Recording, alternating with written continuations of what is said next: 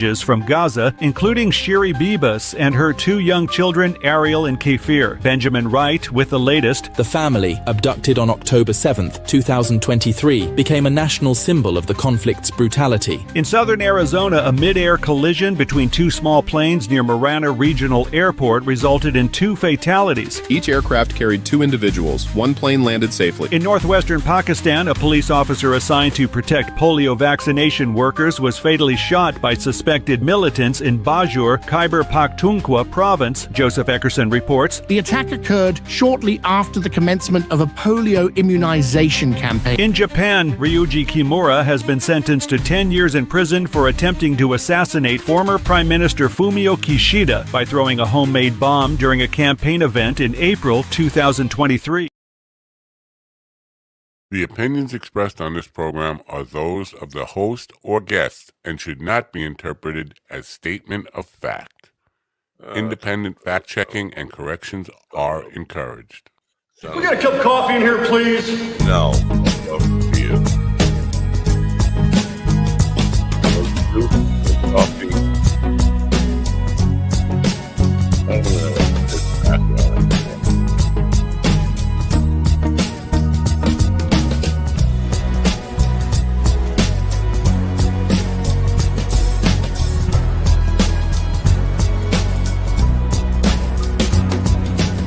Damn good coffee. And hot. Let's see how this works. My dog is your mind's best friend.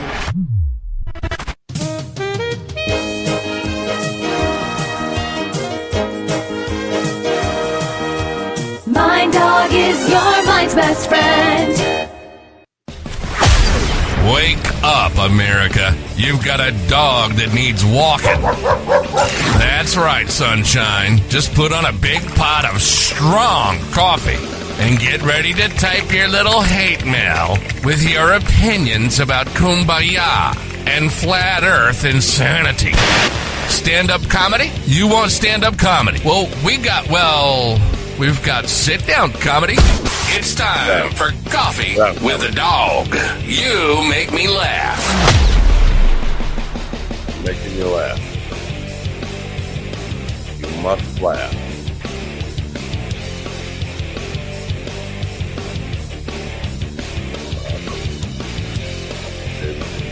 Oh yeah, that's what we're making you do.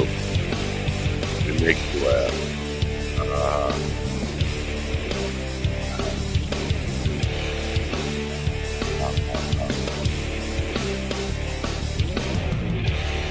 Let's see if it shuts off itself with a little lock button on there. No loop button. No, it didn't do it, right? It's going to I shut it off on its own, on my own, manually. Good morning, folks. It's Friday, February 21st, 2025. It means we got 8 more days left to this month. Look, I didn't say the adjective before month. That's growth. That's I'm making progress. Anyway, you know what? March comes in like a lion. It leaves like a hyena or a polar bear, or sometimes a dinosaur, right? We don't know. So winter's not over just because February will be over in another week. But it always is, I don't know, optimistic when March comes because, you know, spring is, they flip the switch and say, well, it's spring, even though it's still cold out.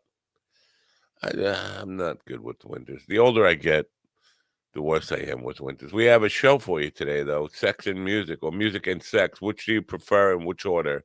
It doesn't matter. Our first hour, we have Chill Panic.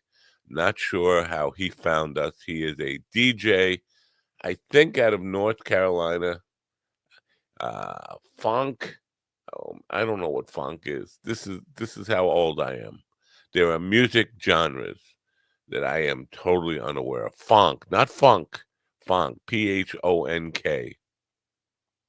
Of course, I'm not big on the whole DJ experience, so I'm too old for that, right? I'm too old for. You can't get me out there doing that stuff.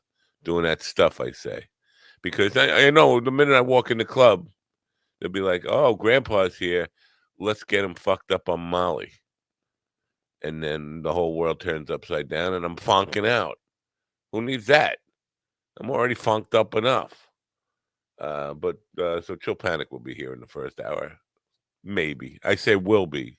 It's scheduled to be. How about that? And in the second hour, Pepper Cat, who was a former newscaster who turned adult video star. I don't know if the adult video producer talent. She's also got a podcast, the #1 adult podcast. I didn't even know there was such a thing as adult podcasts. I see the little button on all the podcast hosts that says restricted to 18 and over. I guess she has to do that. But adult podcast, Spicy Spectrum podcast, where they talk about things like male loneliness. Male loneliness is the cause of men beating off. This is what we got to get to the bottom of this, because I don't think, as a male, I don't think they understand. It's not about loneliness. It's about effectiveness, efficiency. It's about not having to deal with all the. Sorry, women. That's my impression of a woman. Yeah, I'm a misogynist. That's what I am. Once you get rid of the, it's easier just to beat off, and that's why the adult turn on a porno and no. Am I clear on that? Anyway, we'll have that discussion in hour 2. I think somebody just dropped a bomb on me. Yeah. In hour 2, we'll talk about the. Last night, speaking of making you laugh, I watched Doug Stanhope's latest special called Discount Meat. Odd little special he's got going on. First of all, I've seen almost all of that material live. Still funny, but it's kind of different for a comedy special, because the guy's taking a very After Effects-y type of template.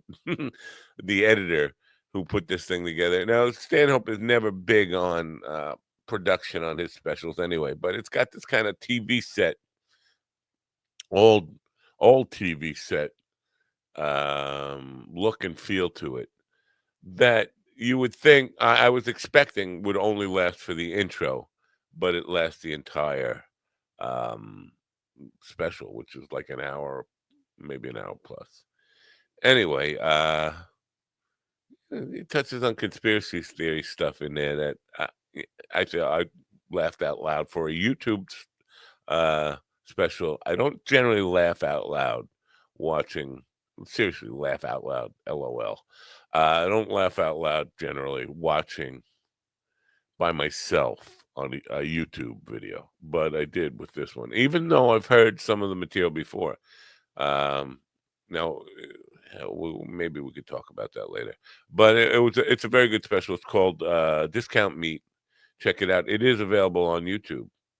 I could have went the Prime way. Could have went whatever, Comedy Dynamics or whatever, 800-pound gorilla. I decided to release it on YouTube. A lot of comedians are releasing their specials on YouTube. I don't know how it pays, but okay, that's what it is.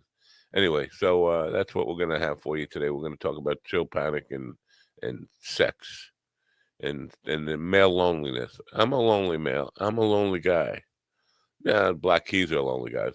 I'm drinking Good Brew coffee this morning, which is a new sponsor, but I don't have the sponsor information. I'm supposed to have the sponsor information. According to the owner of the company, the affiliate stuff and all those stuff was sent to me, but I can't find it. Anyway, it's good coffee.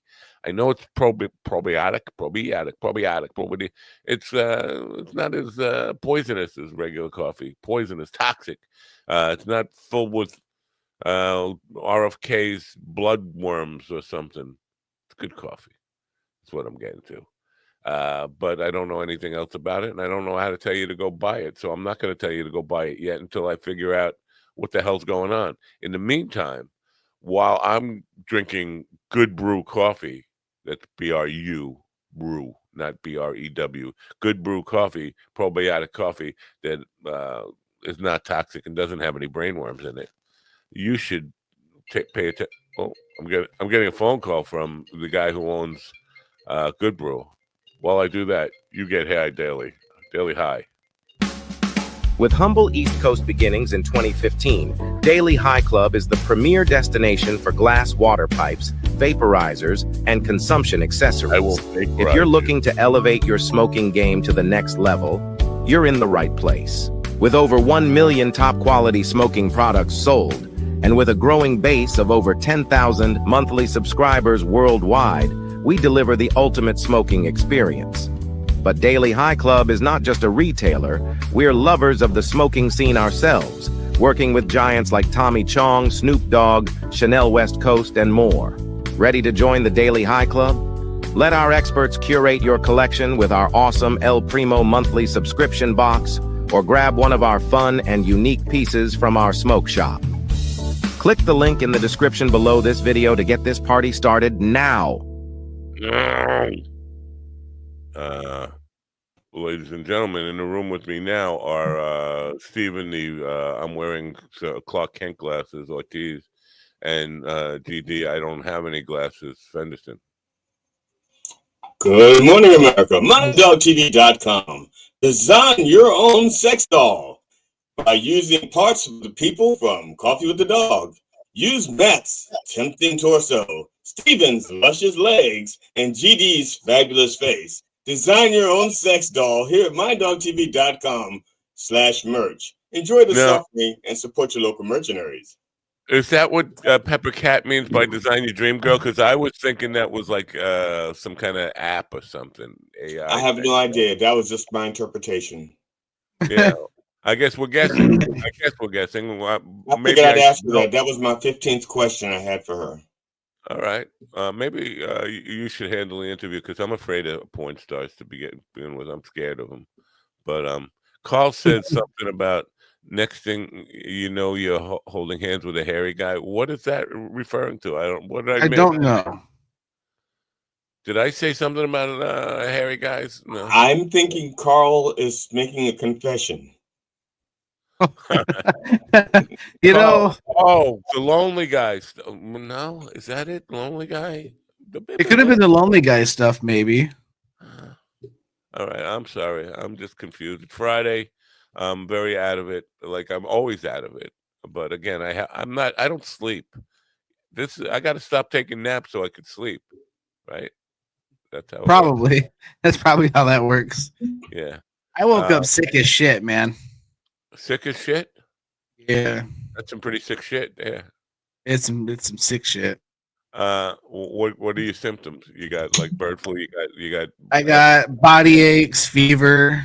I threw up this morning. I tried taking some Advil. I threw that up. Was it me? Was it something I said? Probably. All right. Before you threw up, did you walk past a mirror? I'm sorry, did you roll past the mirror? Did you roll past I don't know. Did you black past a black? I don't know. Slappity. Ladies and gentlemen. Actually, what made me sick was the idea of a sex doll with any parts of any of our bodies on it. That's what made me sick. So you threw up even before I said it. You're like, I know what he's thinking.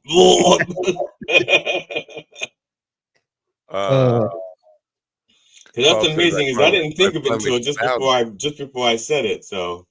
I'm sorry. I didn't mean to interrupt your little spat here, your little lover's quarrel. Where were you again? Hairy hand? What throwing up on hairy hand? Are you guys lonely guys? Is this the problem? You're lonely, male loneliness. Yeah. I don't think so. No. I think I'm too busy to be lonely. I think this is women just assuming that because men watch porn, it's because they're lonely. It's not because they're lonely. It's because they want to be alone. It's like, I can't wait till I'm alone. Oh, yeah. Like there's nothing better like when the house is empty and I can just kind of just relax. I don't have to worry about anyone walking in. I can just do my thing, but it doesn't have to take an hour. It's Do like your thing. 5-10 minutes, and I'm done. It's your know? thing. Do what you want to do. Wow, you know that song?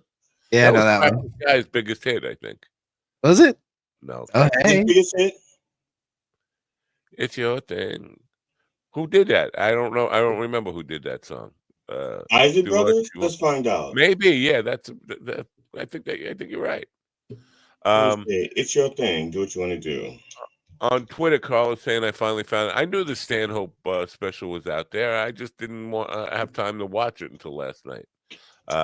But again, I think Carl was with me when I saw him do that exact show. I think it might have been from the Sony Theater. It might have been taped there. I don't know. I couldn't tell because the TV set thing.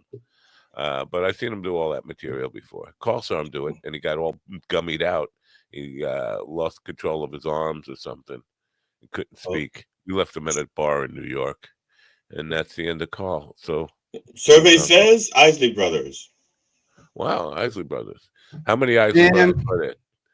I think there were 3 Isley Brothers, but I'm not sure. How many Neville Brothers are there?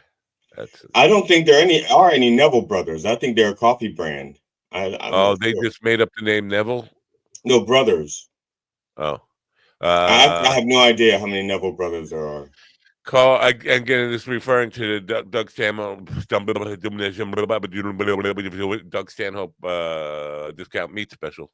He taped it in Austin 2023, and then in September he told me he was looking at an editor. He put out a thing that he was looking for an editor on Twitter. I volunteered for it. He didn't consider me, which I don't blame him for. Again, you guys should see the special just to let me know what you think about it. I'm gonna watch it. I saw you post it. I was at a comedy show last night, so I didn't get a chance to, but I will check it out. Carl said, "Nope, we went to the Stand and you drugged me there." That's right. That was a different night. What? That's right. Carl wasn't at the Stanhope show at the Sony Theater. That's right. It was just me, Kat, and Steve.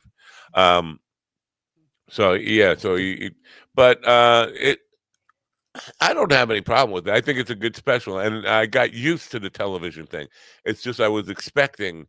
It starts with this like not motion graphics thing, but it superimposed on 3 different televisions, like it's an old living room set.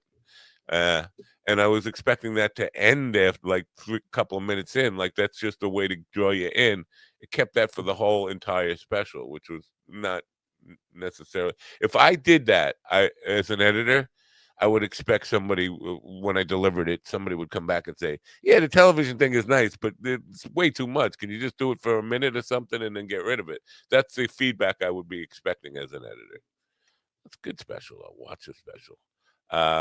Who was it again? Was it Doug? You say Doug Stanhope? Doug Stanhope, yeah. Okay, I'll be sure to maybe think about watching Daghope? Doug Stanhope. Wait, what did I say wrong? I don't know what a discount, how he named this thing, discount meat, because whatever. He doesn't talk about discount meat in the whole thing. He does talk about conspiracy theories, and maybe that's where discount meat comes from. It's a conspiracy theory. It's not discount, and it's not meat. Could be, yeah. He's friends with Roseanne Barr, and I think he was friends with Alex Jones at one point. I don't think Alex likes him anymore, but he poo-poos conspiracy theories and he laughs at them. He's not like a Rogan getting on board with them. But to be friends with those two, you have to have a lot of patience with conspiracy theories. Roseanne and Alex Jones. Funk man, Chill Panic is not here. He's on Brazilian time. Oh, that's fine. Can you? Funk time. He's on funk time. Brazil is actually more eastern. There's parts of Brazil that are farther east than the east coast of the United States, right? They have their own little time. I believe so. Yeah, Carl would know. Carl's a Brazilian. I don't know if you knew this about Carl. He's got an English accent. He sounds like an AI news guy, but he's actually a Brazilian gigolo. Oh, that does track. You didn't know that? I didn't. I'm not bullshitting you there, and I bullshit you a lot, but I'm not bullshitting you now. Carl Makes is sense with all the weird pictures I get from him. I don't know. He says he speaks Portuguese, but I never heard him speak a word of Portuguese. He's not drunk enough. That's Portuguese is a language of love, so he only speaks it when he's got like 2 beers in him. Carl, if you want to pop in, we have space now since we have no funk guy. We're all funked up. If I don't know, somebody wants to send him a link or something. Do you want me to send him a link? Should I have to do it? Should I have to do everything around here? Yeah, sure. I'm gonna send Carl a link if you want. I mean, no pressure. That's Carl. because I don't have any contacts for Carl, so I can send him a link, but it'll take me a while. You don't have contacts for Carl? I don't have his email or phone or what kind of human being has no contacts for Carl? Everybody. I didn't say no contacts with him. I said no contacts for him. I know. I said no. What kind of human being has no contacts with Carl? Everybody. That's a 4? That syllable is a 4. Yeah. Damn, that New York accent of yours is a killer. Because even when I knew what you were saying, I still didn't hear 4. I heard a we do. What it sounds like in here is all that matters. No, when you're trying to communicate someone, when it comes out of here, it's gonna sound different no matter what. You can't go to like a drive-thru and say, "Excuse me, sir, I'd like 2 cups of bleed." I don't know if you can tell, but there's something wrong with this whole section. I need a new thing. How do they know what weed you want when you go to see the pussy tucks? Pussy tucks. I really. You just gave me a reason to stay awake today. I forgot I have to travel down there. Well, basically, I could just write it down and go like that. See? Yeah. I have my little Papusa Tuck $10 off thing. It's going to take you $15 worth of gas to drive there to save $10. No. Actually, I have no idea how far it is for you. I don't even pay attention. And what are gas prices like now? Are they back up to fucking $9 a gallon or something? $12? No, they're up down here. One egg. You bring an egg to the gas station and you give the guy an egg, and you can they a nickel over the past, maybe a nickel or a dime in the past month down here in Maryland. Gas was cheaper on Long Island than it was in Pennsylvania when I was there. Oh yeah, it was like 50 cents cheaper, 30 cents cheaper. It was 50 cents cheaper than Pennsylvania and 30 cents cheaper than when you were from. Pennsylvania is fucking high. Pennsylvania is like 20 cents more expensive than Maryland. You know why it's cheap on Long Island? Because we cut it. Because you guys are better drivers. That's fine. And you guys are such good drivers that you don't demand as much gas, so they lowered the price. To encourage you to buy figured the price was so low because of all the car accidents. You guys had to drain the gas tanks back into the pumps. They're like, shit, we could drop that another 20 cents. We had another 15 cars come in this morning. We're fine. Is that a Long Island thing? Is it just because the gas station is right next to the egg sandwich store and they're just like rushing to get an egg sandwich? It's got to be then. I mean, I don't know. Again, I never had an egg sandwich on Long Island, but from what everyone says, I should have. Yeah. Who's everyone? Because so far I've only heard Matt talk about the great egg sandwich, and maybe Tony when Matt encouraged him to talk about the great egg sandwich. Tony Miller also said that he loved the egg sandwiches. Tony Miller or Tony Walker? Because Tony Walker, I've never heard Tony Miller say a shit. I've heard Tony Walker talk about a lot of stuff. Tony Walker also talked about it. So when did you meet Tony Miller? Because I don't know. He was supposed to have been on the show, but he backed out at the last second. So I've never met him. How did you meet him? I don't know. I don't remember. After all this, you're still calling him Tony Miller. I have to let him know that. Maybe we should kill Tony. No, because I still need him. All right. On Long Island yesterday, and in the news this morning, there was a guy over by Tony Miller, Nassau County, where you guys were, who was an illegal immigrant, undocumented immigrant, whatever, who was arrested for sex trafficking. And typically, this is what happens here. People see that undocumented immigrant sex trafficking crime. This is proves Trump was right, and these liberals are just trying to. This is the kind of people the liberals are trying to protect, and blah blah blah blah blah.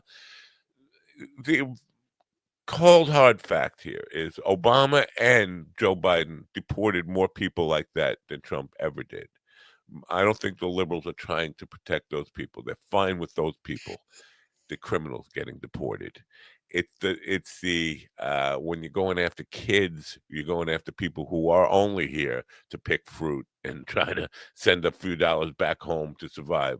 Those people, you're just painting all people with Hispanic last names with one brush and calling them all undocumented or illegal or sex traffickers and all that stuff. This one guy who is accused of sex trafficking, not born here, again, undocumented, pales in comparison to one county over my county that has, to date, that case where the girl was missing that I went for the search party for. There have been 16 people indicted for sex trafficking, all naturalized citizens, all born here, all white or black, not Hispanic. They don't fit the narrative. See, that's the influence white people have on black people. First you make us straighten our hair, then you make us rape people. That's whoa. Well, if it makes you feel any better, if it makes you feel any better, more comfortable with this situation, there are 13 white people and 3 black people in this ring. That's what I'm saying. They felt pressure. There was pure pressure. They didn't want to do it. It's like all of a sudden you got 13 white people saying, "Come on, you better help us sex traffic." Or we know where you live. They're like, "Oh, come on, man. I'm just trying to stay out of trouble, man. I just want to go to the barbershop, smoke a little weed, drink a little 40. That's all I want to do." And they say, "If you want to do that peacefully in our town, you got to help us out." Oh, Lordy. I think Lordy. I chalk it all more up to male loneliness. But I think I also think you meant 1.8 black people in that case. Somebody had to pull out his calculator before he told that joke. I did. Listen, I'm not good at fractions. 3/5 times 3. I had no idea. 1.8. I'm not a good racist, man. I'm sorry. I'm really dumb. It sucks. I can see Steven trying to tell a joke on Steven. Stop on stage and try to stop him. 9/5. Right? Yeah, I can see Steven on stage going in the middle of a joke. And so then these 3/5 of a person. If you look, and we can't look because but if you look at the makeup of this sex trafficking ring, it's really hard to imagine how all these fucking weirdos found each other, because there's old white guys, young women, teenage black guys, 35-year-old black guys, 70-year-old white guy. It's all, you don't know where the fuck these people met. The sad truth. I'm confused. You said there were 3 black guys, right? And you said there was teenage black guys, teenage black and guy, 35 black guys, a 35-year-old black guy, a 60-year-old. The first guy they arrested was a 66-year-old white dude. Well, the sad truth is a lot of these. There he is.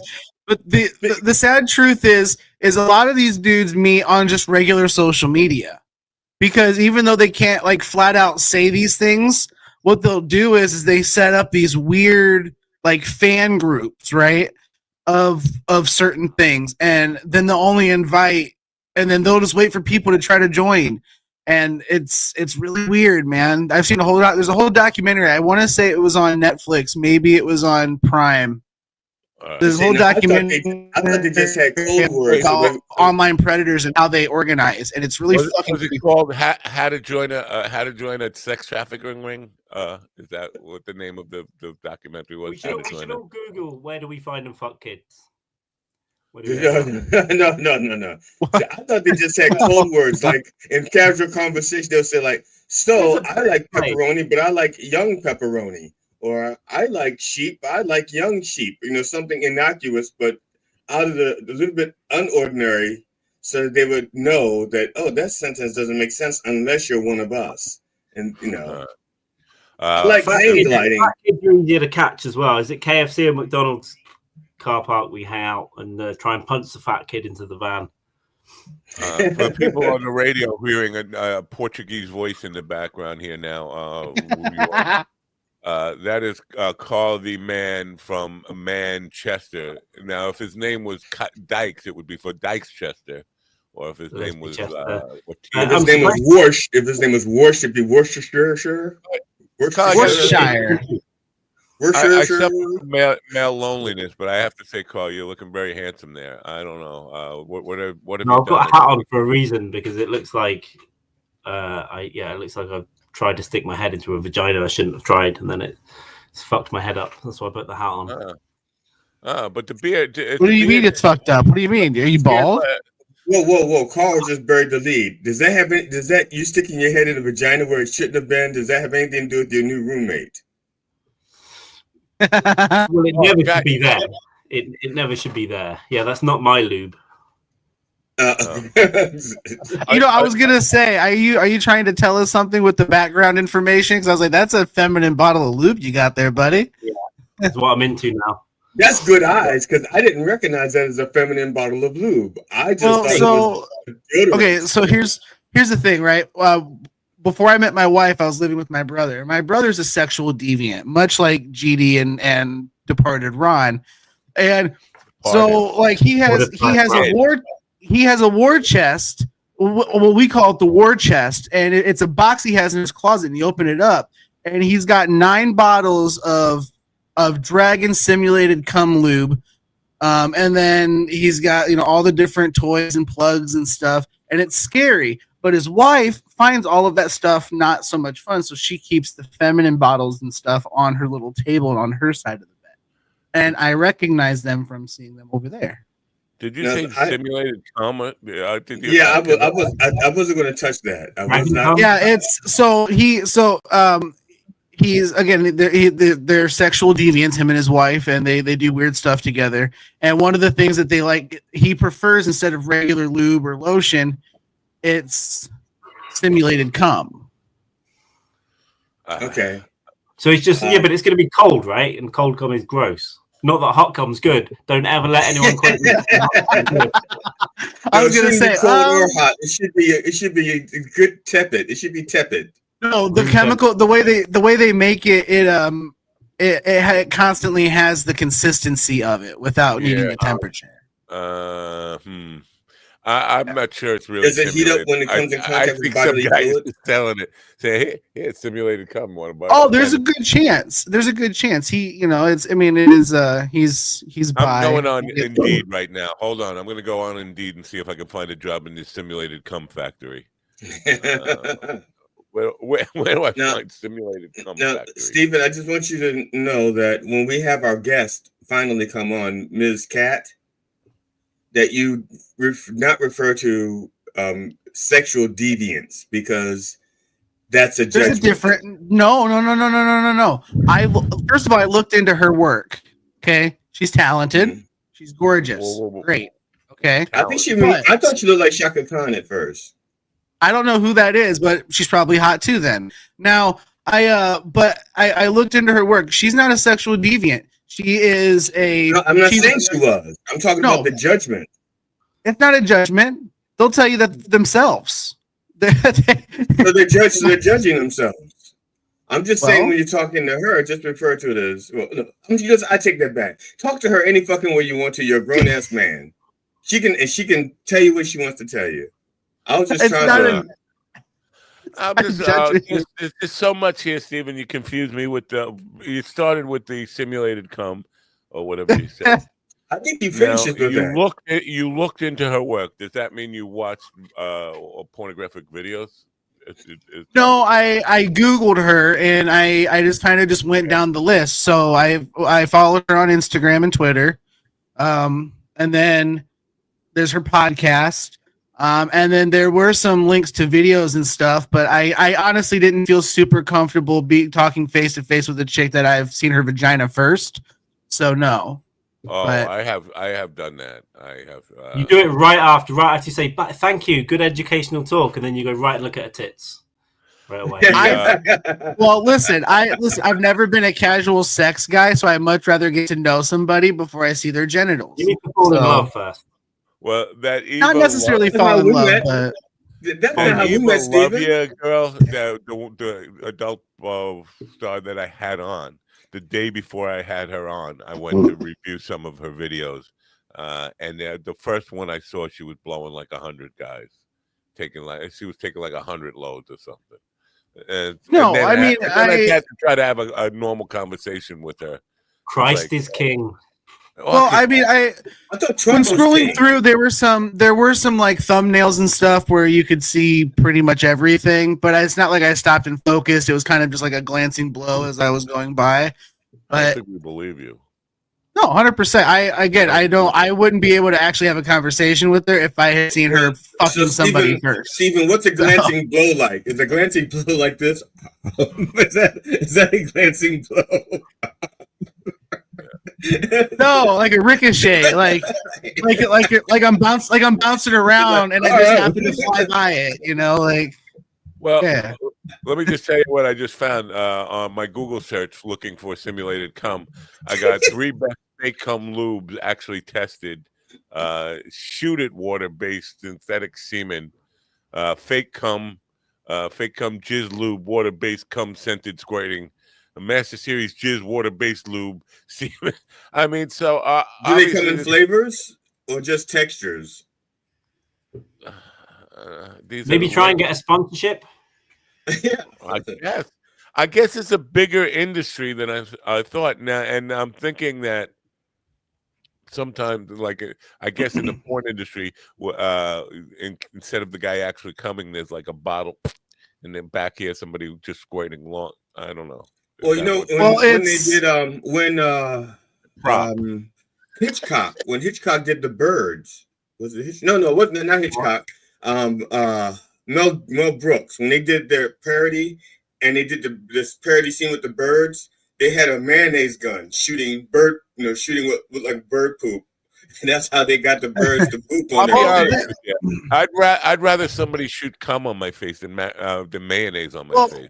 The fake cum is used for multiple reasons. There's cam girls use it with their dildo toys. They'll use it to simulate getting money shots and shit like that.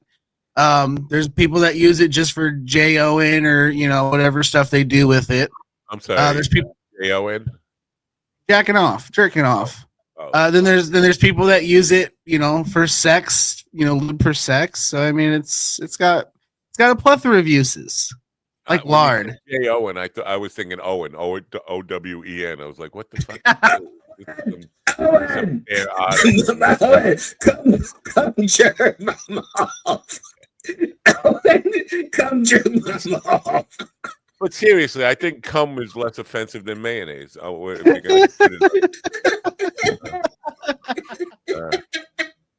you know what? Right now, if you act immediately, you can get cheap viewers on Stream Boo. Whatever. Somebody try. Oh yeah, well if you want some cheap lube, you can go over to streamgoo.com. Yeah. You should fill up. He's dying right now. Look at him. I'm gonna bet you 30 cents that Matt did not B-roll that. It must be hard to actually fake cum because it's a weird kind of little thing, right? It's not like any other liquid. It's not like maybe there's some shampoo and hair conditioners. I've been out of the game for that for a long time. I don't know. I'm grossed out by cum, so I don't. It's like it's not my favorite thing. Grossed out if it gets on me. I'm not a fan. Like, that's what I mean. Like for example, like if I were to finish inside, I'm not going back inside because it'll make me puke. Like it's disgusting. I don't want it on me. There are. That's part of the reason the simulated cum is a thing because people use it as lube, and I'm like, that's gross. And yet, you will have a girl stick her tongue up your ass, and then you will kiss her, right? I will not. No, I won't. I won't kiss my wife. I won't kiss my wife if my dick goes in her mouth first. No. Okay, just for the record, if you don't want to stick your tongue in there after you've already been inside of her, then you aren't sticking your cum up far enough to avoid your tongue.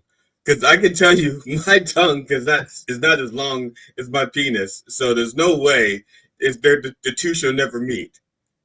I think we've already figured out why I don't like. I prefer to be alone because I don't want any asses to stick my tongue in or a fake cum shoot or even real cum. I'm a lonely old guy. And have you ever sounds gross. Have you ever do you know what your own sperm tastes like? No. I tried it when I was 12 or 13. I tried when I was probiotic coffee. It doesn't taste like, and I got it tastes wonderful. I'm gonna say it tastes great. I tried it when I was 12 or 13, but I imagine now with all the years of chemicals I've put through my body and drugs and alcohol that it's probably not. So you have a baseline. Like Hellman's mayonnaise. So at age 12, you have a baseline. So if you tasted it now, you could tell the difference. It just tastes like bleach now, I would have thought. I'd really rather not go around saying I tasted 12-year-old cum. You don't have to say it.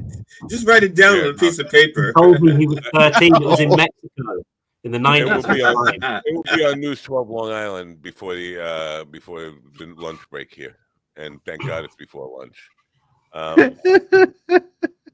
So the one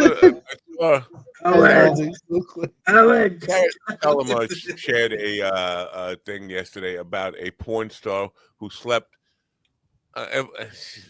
again. I like slept is a fucking antiquated way of saying fuck.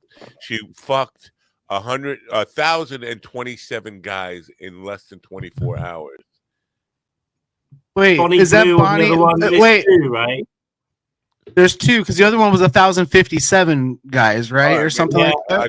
1,027, but 1,057. Imagine what a piece of shit guy you have to be like. I'll be number 1,027. You know what's funny? I want to take sloppy 1,057. Well, what's funny? Here's what's funny though. She said that the two people that stuck out to her the most. There was one guy that came in. She said had the biggest cock she'd ever seen. And then the very last guy that came in and finished like the whole deal. She goes, he was my absolute favorite because afterwards he thanked the crew, he thanked her, he shook everyone's hands, he said thank you, he like helped her up. She was like, he was so sweet. And he goes, and then this was with Adam Ray as Dr. Phil, and he goes, do you remember any of their names? She goes, no. Wow. But that's not fair on Guy 99 because Guy 99 wouldn't have time. It's just like get in, get out, next. Yeah. Like you're right. You're absolutely right, Carl. No one else would have had the opportunity to do that. Only the last. They also used any definition of sex as well because it wasn't just vaginal intercourse. There was also hand jobs, foot jobs, and blow jobs. But to be fair, there was no sleeping. No, it was almost a full 24 hours. It was basically to stop to go to the bathroom, and that was it. Father will never sleep again. But here's the deal. This is where I get confused. We can say cunt, we could say retard, we could say all words that we could say nigger. We can't. You know what? You can say that. I was going to suggest it, but you went right in there. But we can't say fucked. We got to say slept. Who says we can't say fuck?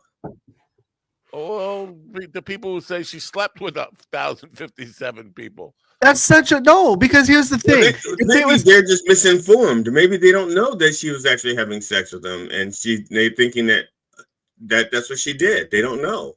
They're misinformed. Maybe she just took a 1-minute nap with 1,057 men. Right. Yeah. It did. To be honest, I did read it, and I did feel like becoming a Bible reading right wing. All I think of is Christ. All I think of is Christ is King. When I see that, is when she was doing the interview. When you're in America, it's Trump is king. You're in America now, Carl. When I heard the interview, she was asked like, "Did your parents know?" She goes, "Oh yeah, they helped me pack my bags." Yeah, and then she goes. And then he was like, "What kind of prep did you do?" And she was like, "Oh, I didn't prep. I was so excited to have sex with all these guys, I could hardly sleep." And I'm just like, all right, just now. Crazy. Did the parents know she was a porn star? I don't know, porn star. Again, the Not a word porn star. star. She's got an OnlyFans or Like whatever. she's got a star on the Hollywood Walk of Fame or something, or Walk of Shame. They think she works at the donut shop because she said she was going to get a bunch of cream to fill the hole. The question is, were they asking if her parents know she does adult films, or the parents know that she intended to sleep with over 1,000? Fuck, I'm not sleep. Well, I think she was quite public about it before, so they would have known. She was tweeting about it. Like, so I'm the only one here who actually doesn't really know what what y'all are talking about. I mean, but now they're in a loop, right? Because now they've got to keep upping themselves. I think there's 2 of them. They're going to go, well, I'm going to do 2,000. It's just going to get. It took 35 years because back in the day, this is Grandpa porn story time. Get around, kiddies. Let me tell you about how porn used to be back in the days of Abe Lincoln. The story about when we were kids. Yeah, we used to have to walk through the 12 feet of snow to fuck a porn star 500 times in a day. Yeah, but half of every high school is selling their pussy for $3.99 on OnlyFans now, so it's pretty normal. There's a whole generation of kids that are when the internet first came out, there was Houston 500, right? Houston was the porn chick's name, and she did 500 guys, but I don't think it was in 24 hours. I think probably a month. I don't know. I don't know what the time frame was. But her also, but the difference is she was probably what straight vaginal sex, like 30 seconds and out, because to do the 1,001, like I said, they kind of like said, well, almost any sexual contact with the penis counts. So if he walks in and slaps his nuts on her forehead, that's it. Yeah.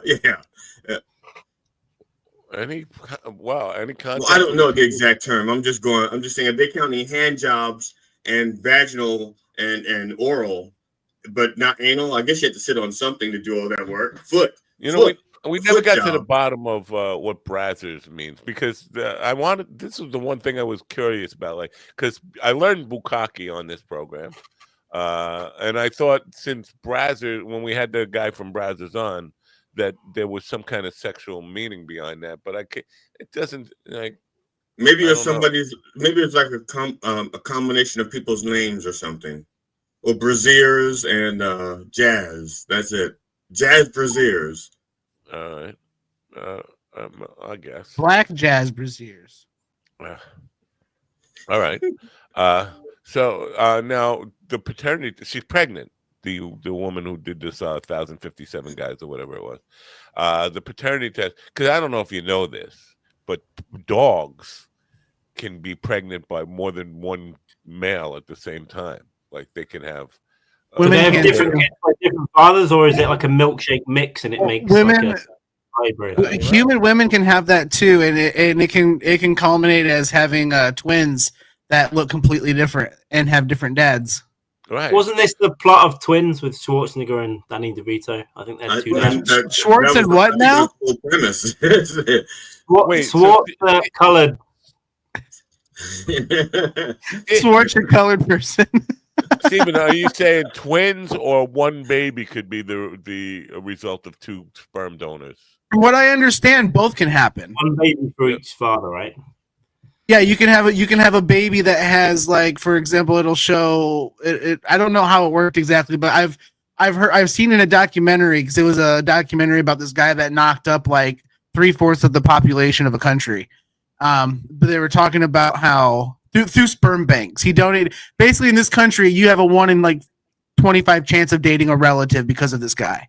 But they were saying, a very small country. What is it, like Lithuania or something? I don't think he impregnated like 13. It's probably enough that his lineage, so they'd be like cousins and stuff like that. Yeah, a lot of first and second cousins happening. Yeah, that's just me guessing. I have no idea what he's talking about. But in the documentary, they talked about how you can have multiple fathers culminate in one baby. But they generally have a lot of health problems. But they can also culminate in twins that look completely different, have different dads but the same mom. All sorts of weird stuff. Yeah. Wow. Well, I'm learning stuff here now. Nature's weird, man. with 7 years in pathology, I never saw anything like that. I saw some strange cases, but never that. But all right, fine. Well, I'll have to look this up in the medical analog. There's I want to say it was. I want to say there was a word for it too. That it kind of sounded like a mythical creature, chimericism or something like that. Oh, that sounds wrong now that I said it out loud. Absolutely sounds wrong. Can I give you the Family Feud answer? Huh? Can I give y'all the Family Feud answer? Family Feud answer. Survey says. Wait, I got number one answer. Okay, survey says fraternal twins develop from 2 separate eggs fertilized by 2 different sperm cells, making them genetically distinct siblings who happen to share the same womb. Semi-identical twins occur when 2 sperm cells fertilize a single egg. How about when 2 dogs do it? That's called coffee with no.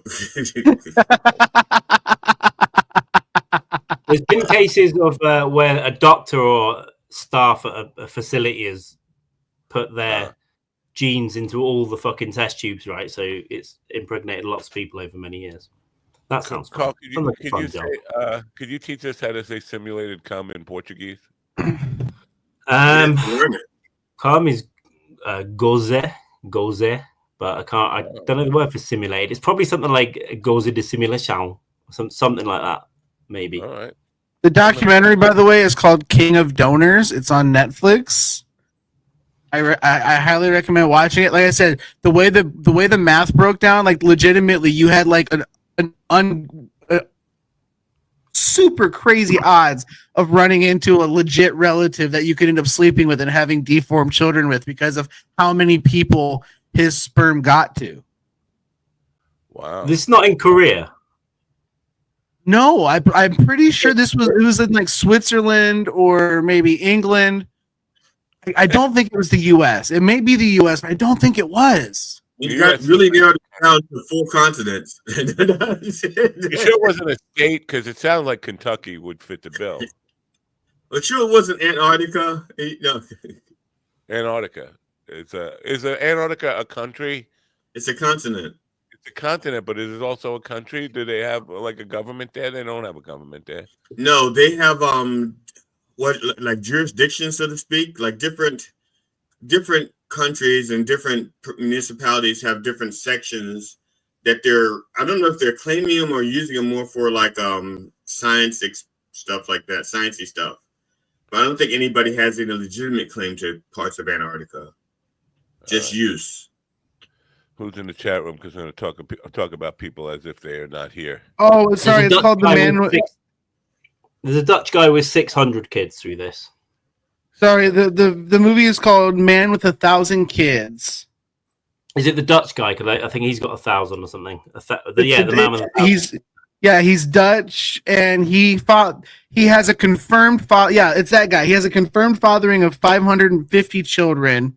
He claims over 1,000 and worldwide. That still would not like bear out that whole relations to our entire country. I can't. I have to. I'm gonna go back and rewatch it and come back with notes because I promise you the way the math played out, it blew my mind. The Netherlands is pretty small, and most people live in like 3 cities. So maybe if you in 20 years that trebles, so there's 3,000 potential offspring of those offspring. It was the Netherlands. Yeah, he was in the Netherlands. Donated to 11 sperm banks. CV with the sperm news segment here. Sperm news. Do we need a new theme song? No, we don't. We already have the tower for phallic, so we just change it from entertainment to intervagina or something. Intercourse. Now with the ejaculation news. But I wonder what the fine's going to be, right? Because well, that's only for Ohio, where you get fined for ejaculating without. Well, it's not a law yet. It's just a bill. Just a lonely old Bill sitting there in Ohio Hill, jerking off. Not on Capitol. Yeah, that's what it's doing. So, Carl refreshed my memory. He was not here for the Doug Stanhope stuff, but you've seen the special that you said I just found, right? You've seen that special with the televisions. Yeah. Did you see that him perform that material live? Did he do it? It's a tough one because I think I had bought tickets like 6 years ago, right? And then COVID happened, so he postponed.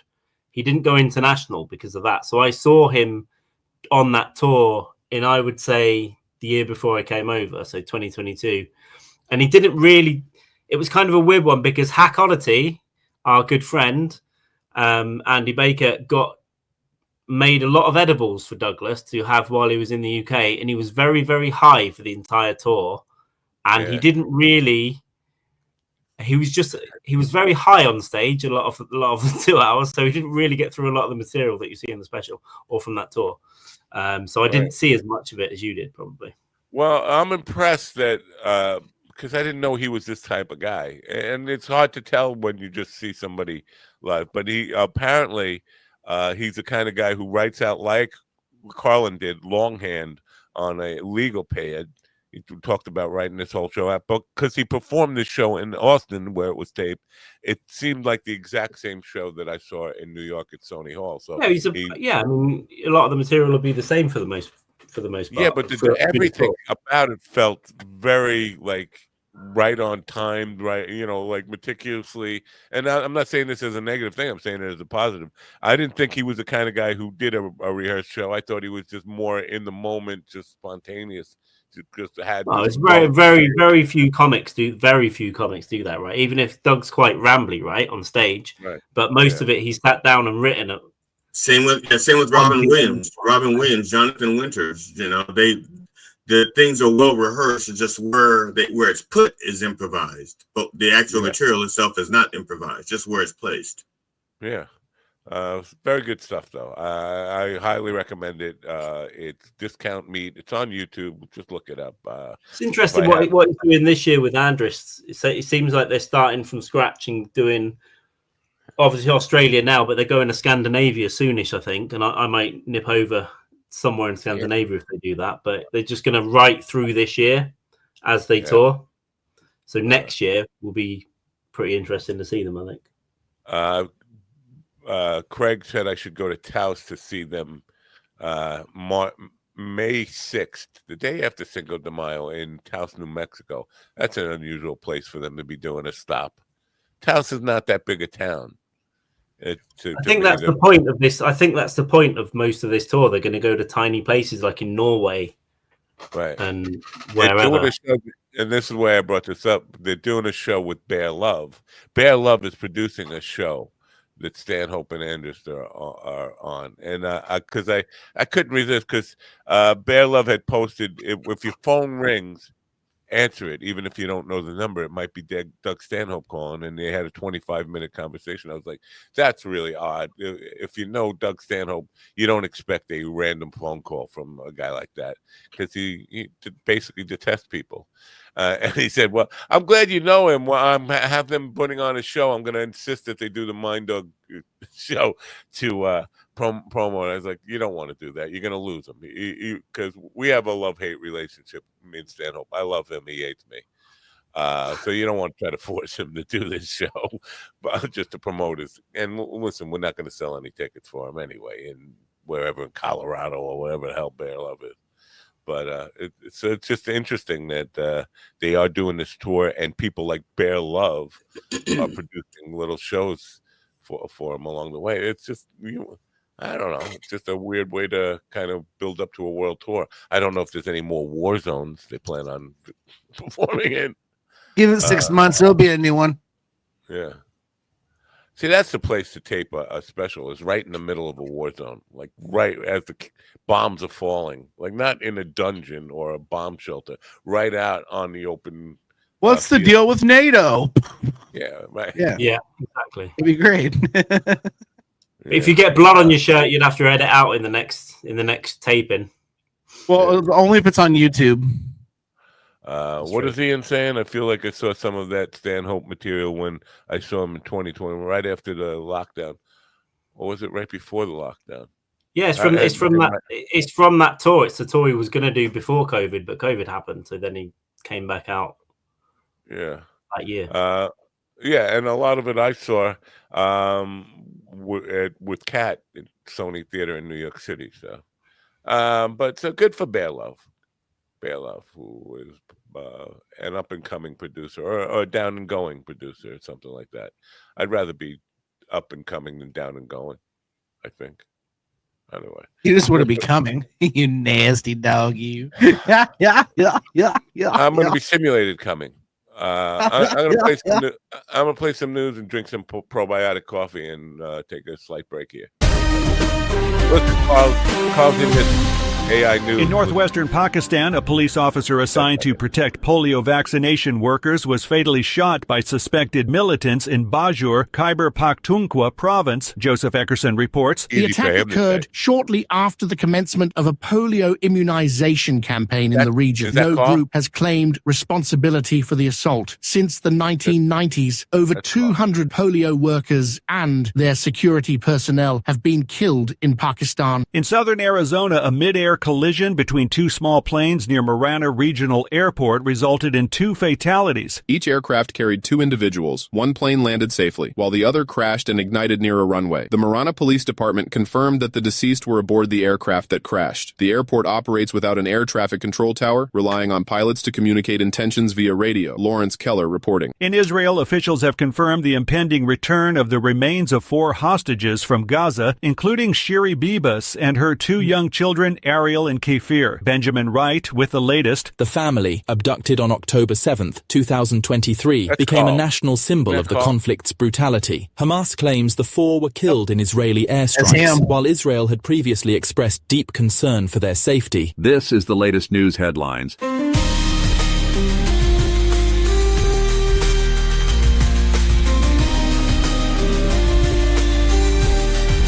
In Texas, an 11-year-old girl has died by suicide after reportedly being bullied about her family's immigration status. The child's mother stated that her daughter faced persistent harassment at school, which she believes contributed to her tragic death. This incident brings attention to the severe impact of bullying on young individuals, particularly concerning sensitive issues like immigration. Jessica Oakley reporting. In Oregon, 2 backcountry skiers have died in an avalanche. The incident occurred in a remote area, underscoring the risks associated with backcountry skiing. Kevin Sanders reports. Authorities have not yet released the identities of the victims. This tragedy highlights the importance of caution and preparedness for those engaging in winter sports in uncontrolled environments. Avalanche conditions can change rapidly, and skiers are advised to check local advisories and carry appropriate safety equipment. In Japan, Ryuji Kimura has been sentenced to 10 years in prison for attempting to assassinate former Prime Minister Fumio Kishida by throwing a homemade bomb during a campaign event in April 2000. It wasn't a shoe,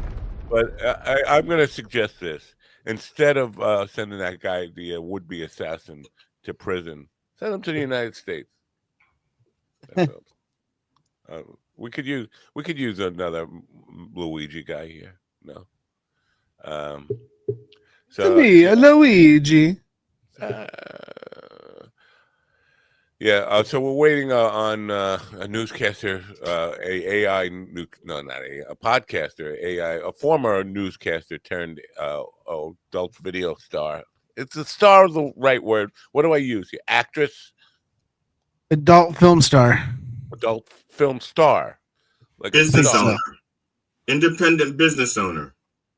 So but here's the deal. If anybody who is in an adult film is a star, like, no, even if you got like a bit, I'm just a pizza delivery guy.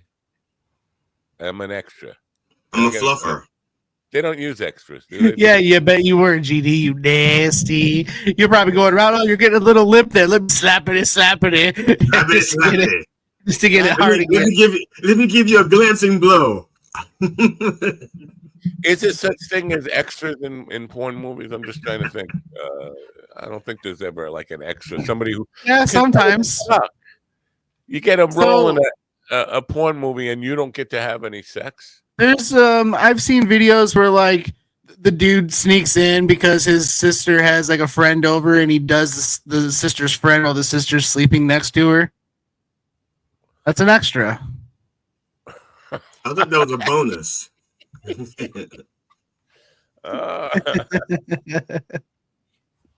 What? Give us some other scenarios you have partaked in or watched, or. And this time, try to keep your personal life out of it, Stephen. This one's my favorite. It's when they go to an Airbnb, and the guy that owns it's like, "Oh man, you guys have a gas leak? I'll come check it out." And it ends up being two super hot chicks, and the other guy, and then the guy that's with the chicks is like asleep in the bed while he's like banging the chick. Yeah, he's an extra. Wow. Extra. I have a gas leak myself. So. I don't know what that means. Yeah, but you call a bear for those kind. Bear. All right. I did get in trouble for some of the clips, Opus clips, for identifying bears and otters and beavers and whatever. Did you really?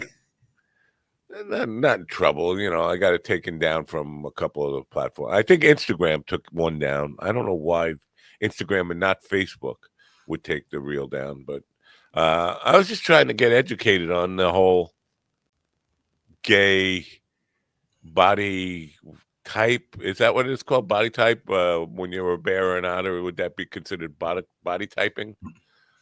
I don't know. I think it's a vibe. I think it's a particular gay vibe. Yeah, I don't even know what all of it means. But you should find out. Do some research. Well, I'm going to. I have to pick up an open end wrench today at Ace Hardware, so maybe. I'm not crazy about Instagram. That one of the things they had me take down was, okay, you ever been to the carnival and they have like these clowns, water guns? You're shooting water guns at clowns and you're filling them with water. Guns. Yeah, and then the balloon blows up and they explode, and that's how they determine the winner or whatever. Well, I had made up one of those games, but I was using prosthetic buttocks, and I called it a bidet. It was like I called it a bidet something, like bidet shoot or something, bidet squirt. I can't remember, but I can't remember what I called it. But they had me take it down, and I said, "Those are not real butts. You notice there's no assholes. There's no holes in any of them. They're just rubber." And they had me take it down. Wow. And I said, "They're not real asses. They're prosthetics." Wow. Go figure. My Instagram feed is just young women and Down syndrome videos. Dude, you know what? I was gonna hold on. One of the comics last night brought this up, and it is a thing. And apparently I didn't realize it was as big of a thing. Lately been seeing the videos of like these chicks with Down syndrome with banging fucking bodies, bro. I mean, like supermodel fucking, like the hottest bodies you've ever seen. And then it gets up to the face and they're like, burgers, you're like, what the fuck is happening? It's so weird and they're all over the place. Someone made a video of like a Down syndrome with agency. I want to live by myself. I want to be able to drink a margarita. I won't do the voice. You know what it is. Someone retweeted that and said, "Listen, you're going to give these girls agency until I fuck one of these things." Dude. I mean, it's like it's a thing, and like I reset my algorithm on Instagram when they allowed it to, right? And Departed Ron was sending a bunch of stuff, and it kind of fucked my algorithm up. But he never sent one of those. But they just started working their way in. I've seen the one girl, right? The one, and a few reaction videos to her, like. The one at the stove? Are you talking about the one at the stove? The one in the gym. Your algorithm now assumes that you're into like fucking girls with Down syndrome. Yes. This is one of those everything old is new again, because back when I was a teenager, we used to notice that sometimes. Hot chicks that had Down syndrome. It was I don't want to be. Well, to be honest, most of the ones I've seen are just kind of round. Right, exactly. I didn't want to be a dick and say that, but good, thank you, Carl. But I was gonna say, like, I've never, like, most people with Down syndrome have a general like shape and size to them. Jolly, voluptuous, round. It's fine. But all shapes are pretty. ish. You, Listen, I'm just saying, but they have a general shit. But then you see this. It's like Tyra Banks with Down syndrome. It's like, what the fuck? That's a thing? I don't know. How do you know she doesn't have Down syndrome? No, just have you cleared this bit by Shane Gillis? Have you? He is the king of the Downs. No, but I'm in a wheelchair. I can make fun of all disabilities. I got to assume that the algorithm is not happy with you because it's hard work to just go around finding horny Down syndrome girls, right? It's not like they're on every. To be fair, a lot of my feed is also videos mocking people with Down syndrome as well. And also, mine is as well. I have a lot of that as well. I don't know why they don't get taken down because they've got like 10,000 likes and stuff. But you can put a video up with you swear the wrong way, and Instagram will take it down.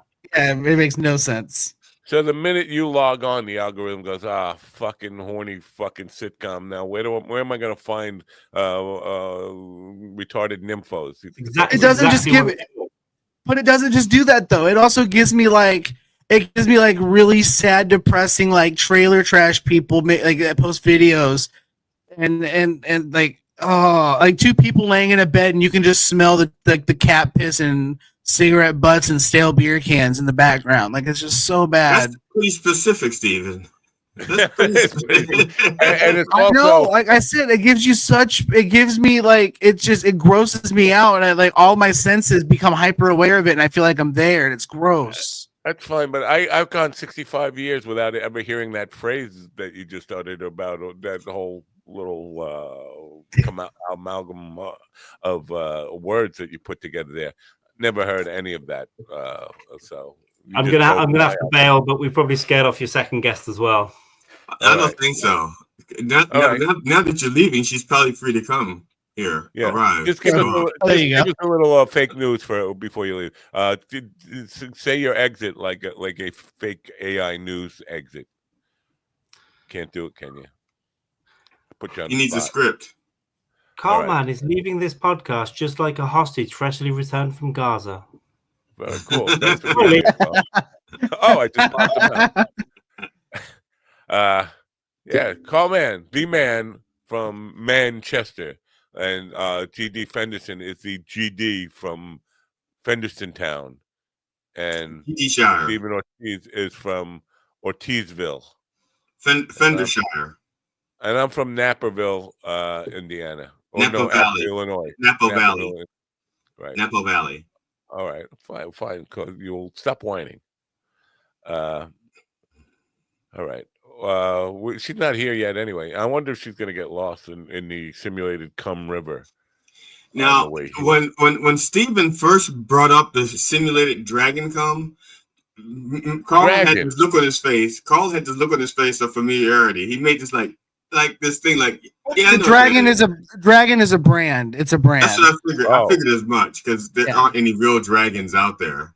I mean, there's a Komodo dragon, but what do you think a drag queen is? Isn't Joe Rogan a dragon? I think he that's on his little profile there. They calls himself a dragon.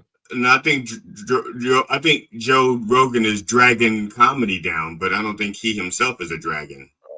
Rogan is also, I just want to say, a sore loser. Midas Touch. I don't know if you guys follow. They just passed him. They just passed him for the #1 spot in podcasting. Right, and all of a sudden he was getting like catty about it on Twitter. Like, you're a sore loser, man. You've had the #1, and listen, he really has not had the #1 spot. There's, Dan Beningo and Ben Stiller had better numbers, but I don't know why they don't get considered in those pod numbers. Anyway, Rogan's being a sore loser about losing his so-called #1 spot to my guy. That's really catty. Catty with a K. No, I'm sorry. Are you guys lonely males? Are you lonely males? I am alone because my wife is out of town, but I'm not lonely because she gave me a husband. She gave me a honey. My wife does a good job of keeping me not feeling lonely. Now, with your wives out of town, and with GD's wife out of town, and Steven's wife over with the guy next door, the next door neighbor. Where do you think GD's wife is at? She's here with me. Yeah, I'm in Paris. Yeah, Paris. Paris, Maryland. Well, isn't that where Scott Peterson said Lacey was when he actually killed her and threw her in the water? I think so. Yeah. Oh no, he was in Paris. Whatever. And while he was supposed I to don't be know. yeah. What a weird tangent. I Anyway, got sidetracked here. Pepper Cat is with us. Speaking of cat, and I just want to read the intro I got here for her because why not? I have an intro here. Pepper Cat is the host of Spicy Spectrum, not Rectum. Spectrum, proudly nominated for favorite adult podcast. I didn't even know there was a category of adult podcasts. I never even considered. She wrote that down there. She actually wrote that. I didn't know there was a category for adult podcasting. I think that's Matt. That's Matt's brain doing things. That's I thought Matt was reading all of that. And I don't think she wrote it anyway. I think a publicist or somebody wrote that, and then I interjected words. At the 2025 AVN Awards, I think that's Adult Video Network, Adult Video something with an N. Adult American Veterinary Network Awards on Showtime. Now on Showtime, Showtime's doing porn now or adult? Well, Showtime has been doing soft porn for the longest time. Let me just finish this intro and then we'll. Yeah, Jesus you can Christ, interject, we cannot. Okay, I know, but I've already. Black guy can't interject. I've already derailed the train enough. I'll shut up, Master, till you're done. This is not an intro gangbang. Let Matt do the intro so we can have Pepper come in. So she's waiting patiently in the back. She left. She was bored with this intro. She's also the founder of Design Your Own Dream Girl, which I'm really I would like to do because my dream girl has no mouth on it. Good morning. Hi. Good morning. How are you? Good morning. Thank you for being here. Thank you for having me. So I'm curious. I said this. Adult porn star. I say adult film star, adult porn star, whatever. Star is everybody who ever appears in a film a star. For the porn awards or just yeah. It's well-known porn stars. So who come it's in. different because in a movie there are lots of people in the film industry who are not stars. They're just character actors. But everybody in the adult world, everybody who does it is a star. Yeah. Oh yeah. I mean, everyone knows somebody, and there's a niche for everyone. So. Why are you? Is it like Prince in like Prince's night? Is it Prince's Purple Rain album? Like, baby, I'm a star. They're like everybody's a star. Yeah. Or more like Earth, Wind, and Fire. Or all right.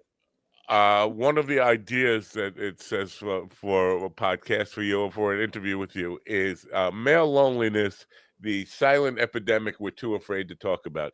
Yeah. Male loneliness. Explain to me what that means. Because as a male, I strive for lonely. I want to be. I would be happy if they just left me on a deserted island somewhere. No phones, no electric, no nothing. Why is male loneliness incels? Yeah. It's a mixture.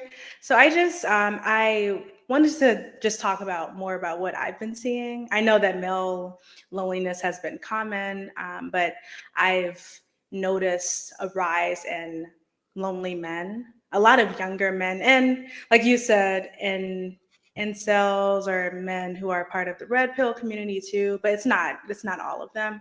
But I've seen the impacts of male loneliness in the adult industry, and a lot of them are coming to us to find some sort of companionship and some sort of sexual pleasure, even if it's virtual. But that's what I've been seeing, and it's been on the rise. There's a lot of lonely men when it comes to who we see.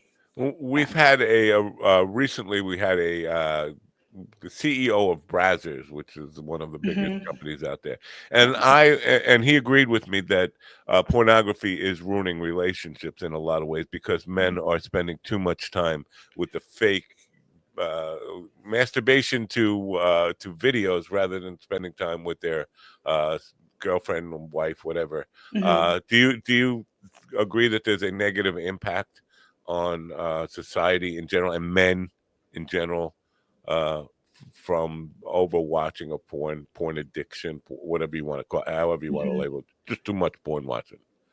Yeah, I think watching porn is just like overindulging in candy or drinks, or I mean, if you do it too much, it can ruin your health or even your relationships. I think there's pros and cons. I'm also a firm believer that the men who watch our content are also grown men and they have a choice. So it's not necessarily porn, but the person who's watching. And ultimately, they chose to sign up for the site and cheat on their spouse. Yeah. So you're saying you don't think the Surgeon General should put a warning on the side of a Pornhub that says Surgeon General has determined that beating off too much can lead to impotence or whatever. I think I think that may be a good idea. I mean, I know that some. I don't think it ever works. I don't know if there's a such thing as beating off too much. Yeah. Right. Like, I don't know. What? I don't know if there's a such thing as beating off too much, though. Is there? I think there is. Yes, I think there is. I think maybe indulging in porn too much might be a thing. I don't know if just necessarily beating off too much is a thing. I think there is, but I think it becomes a problem if you look at your hand as a separate entity of your body. Well, earlier this morning, okay. Earlier this morning, we were talking about simulated cum. Go figure that. That's a topic. Completely unrelated to your visit, by the way. Right, it was just, yeah. But I guarantee you, we've never discussed it up until you were a guest on the show. So right. But the point I was going to make is, why would there be a need for that product if there wasn't such a thing as beating off too much? Right? I don't know. Maybe I'm wrong there, but I just assume there's a shortage. There's a worldwide shortage of real cum. Well, no, I was telling you, man. Like you see a lot of cam girls use it with their fake toys. I use it. Oh, see, yeah, and they use it to simulate like the coming and like the money shots or whatever. Right. I'm sorry to get all this graphic right immediately as you're on here, but is there a lot of faking stuff? Like if I were to watch a porn video, acting, not faking, acting. All right. But simulating things that aren't like really happening is that a lot? I mean, I hate to get you to pull back the curtain to see. Oh, I don't. Is there a lot of fakery simulating acting? There's fake and then there's real. I mean, I know when I do my content, like if you see me, I don't know how much I can say on here. You can say anything you want. Okay, yeah. I know that when I squirt, it's real. It's not fake. Wow. But I do use fake cum when I have my squirting dildo for the viewer, just to pretend like they're like coming on my face or something like that, or coming inside of me. Yeah. Now I did not know they actually made squirting ones. I was trying to build one for the Reverend. I was trying to make one for the Reverend. I didn't know you could buy one. Oh yeah, it's on Amazon, and you can just squirt it, and then it'll just squirt out. I don't shop on Amazon. I have to go to the sex toy store and I don't know if I need to declare we're promoting product here now on this. Sometimes they make me declare that we're promoting a product. I don't know if we just did, but go on Amazon. Not a sponsor. I thought I had to invent one for the Reverend because he wanted to do something called communion. Did you just say rent one, GD? That's not something you rent. The Reverend, and he wanted to do something called communion, and he wanted to shoot whipped cream out of it into people's mouths for communion. That's what the Reverend wanted to do. It doesn't sound like much of a man of the cloth to me. It's a man of no cloth. Here's a cloth that's just stained. It's a cum cloth. It's cloth. It's like Monica's dress. Only it's Monica's dress, but instead of blue, it's black. Now, Pepper, you started as a newscaster, right? Do I have that correct? I was a news producer, so I was behind the scenes. Okay. I wasn't on. Were you inclined to get into the adult business because of you were just interested in sex that much, or you like you're a horny girl? Yeah. Well, I worked in the news for about 3 years. I did hard news, and lifestyle. I went into the sex industry because I am open with my sexuality, and I figured, oh, I can just get paid for what I like, and get paid to masturbate, and also I didn't really enjoy the news industry as much. I mean, I don't know. It's a very chaotic environment.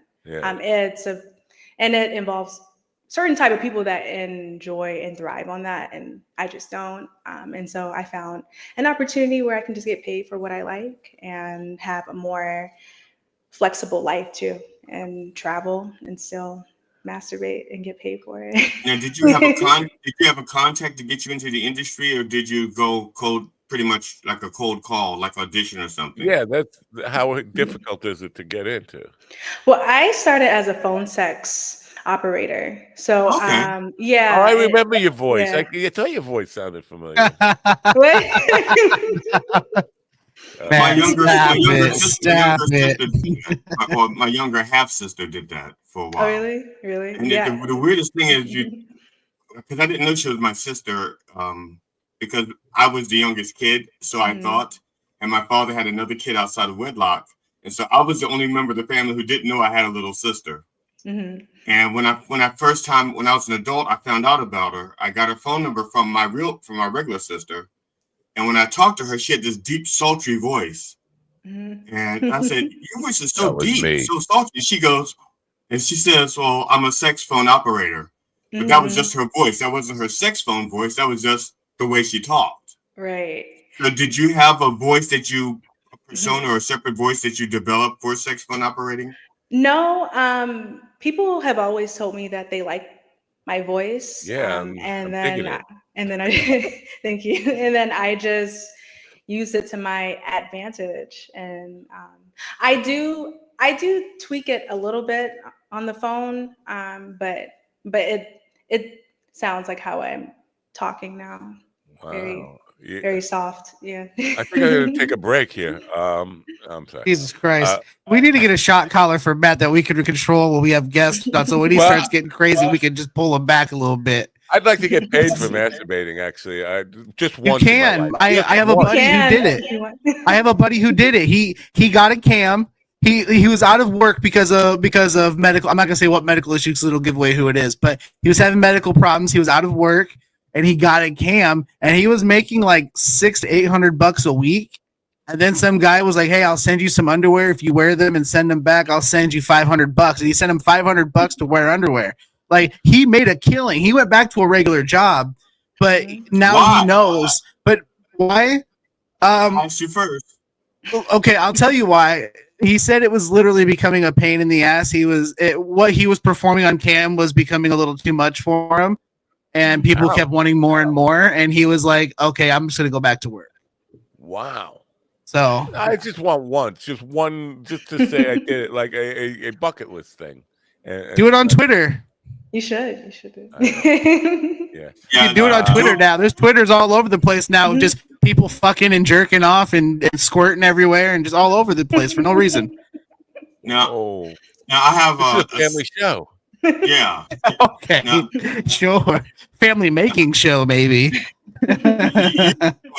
It used Grace to be an exotic dancer, and it's basically, in my opinion, women are like the worst people when it comes to dealing with, like, when they go to visit strip clubs and stuff like that. Although what you do is slightly different now, because what you're doing is online. So I don't know if you've ever done the strip club scene or not. No. Okay, then you don't have a point of reference, because I was just trying to find out, are they worse online or are they worse in person? Because online you can be kind of like an anonymous, and in person you see their, but they can be pretty fucking disgusting in person too. But women are. I think you're painting everybody, all the women that go to that with a broad brush. Well, GD was a male dancer, so he has a point of reference to base that off of. I'm only basing on the women that showed up there, not the women that didn't show up there. Right. Okay. Fine. Was there a question? I did ask it.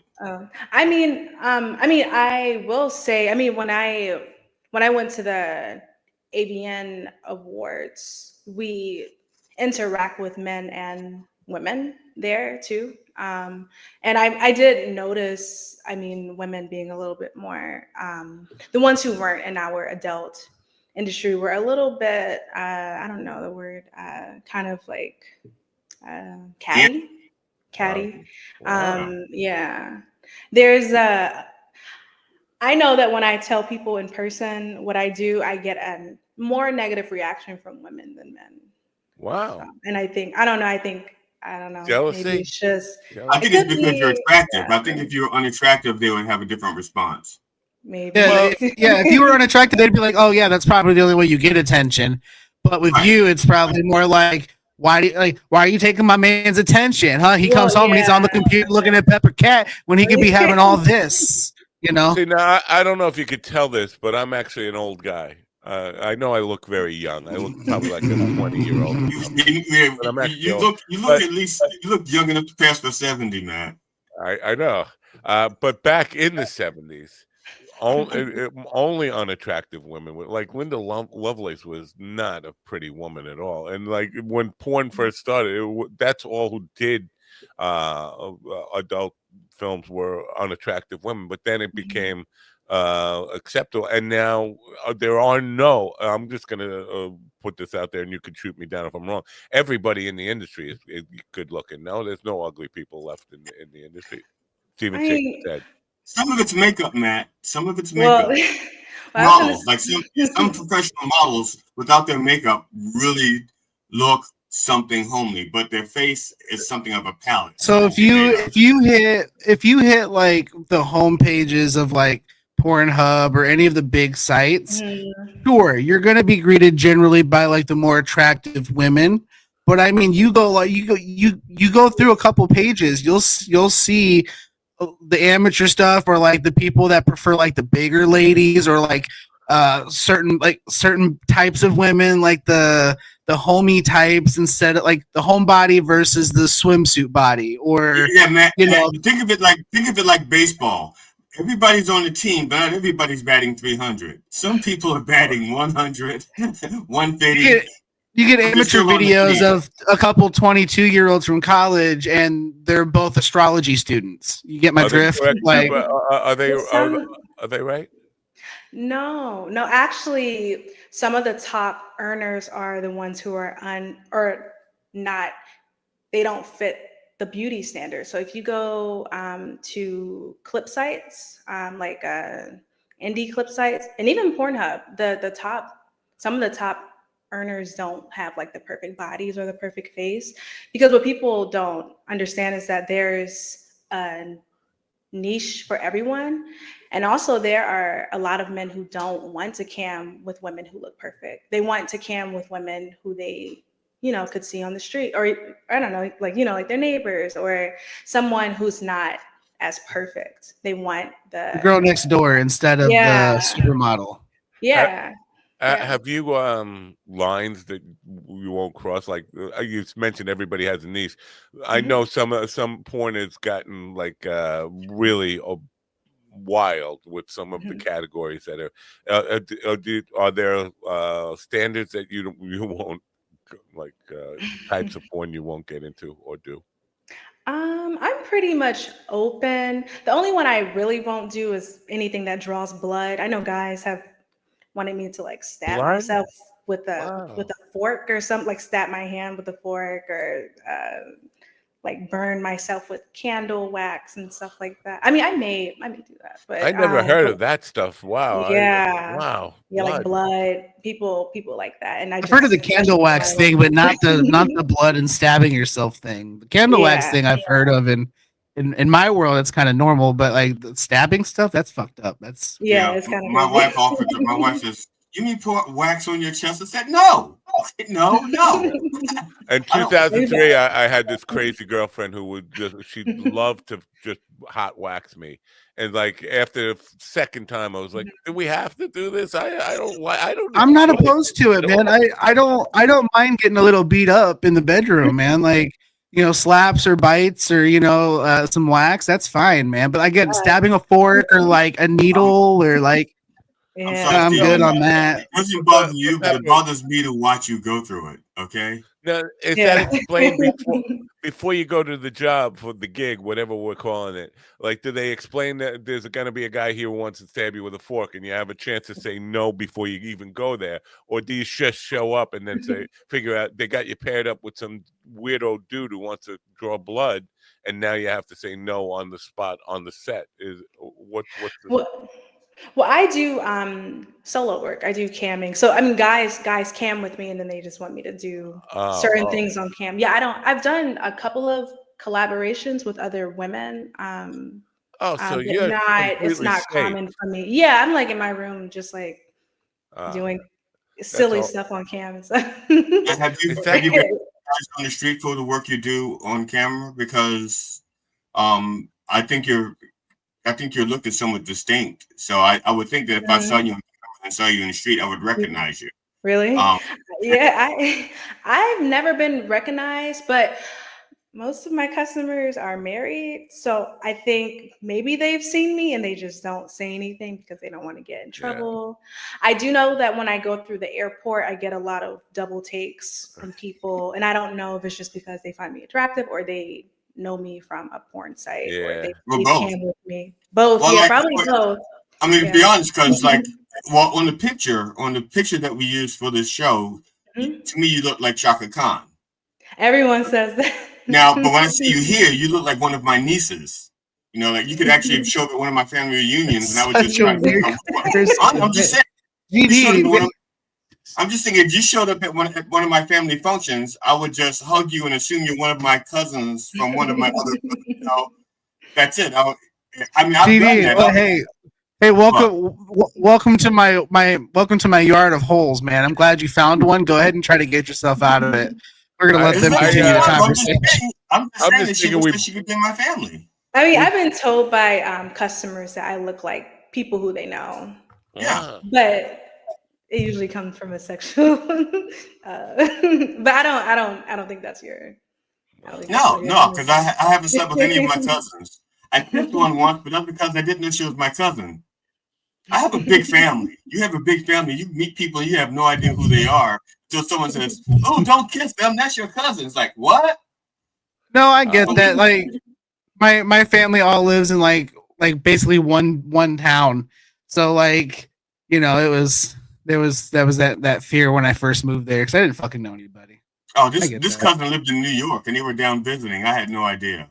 Disgusting. So, I'd never met him before. They grew up in New York. I grew up in Baltimore. We'd never met. So, all right. We didn't realize we were cousins till my mom walked in and she was like, "Aunt Lisa? Oh shit!" No, that's terrible. If we can bring this back to some kind of intellectual pursuit of education about the industry.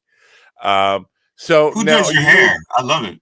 No. Are you in control of your own destiny as far as the financials of this, and how much of the adult industry is like the music industry or the movie industry with where the artists are getting ripped off or the talent is getting ripped off because they don't have their accountants seeing the actual books? Are you? I know there's a big question there. First of all, are you in charge of your own financial destiny? You run your own business. Yes, I do. Yeah, I run my own business. I'm on a couple of sites, and then I also have my own independent Design Your Dream Girl, which is what I got trademarked because I did want to just earn my own money and not have companies pull out percentages because they do take advantage of a lot of cam models and they take a lot of our money. And so I just decided to start my own business so that I can keep all of my money and not have them take it away from me. But yeah, I was just saying, tell us about Designer Dream Girl then. What is Designer Dream Girl?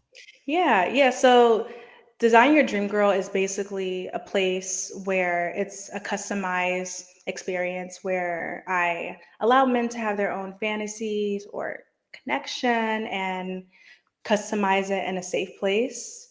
I find that sexuality and expressing your desires is still taboo, and certain men just don't feel comfortable expressing them. And so I just have a safe place where they can create their own experience through cam, video, messaging. Is it And they like can an AI app thing, like where you actually?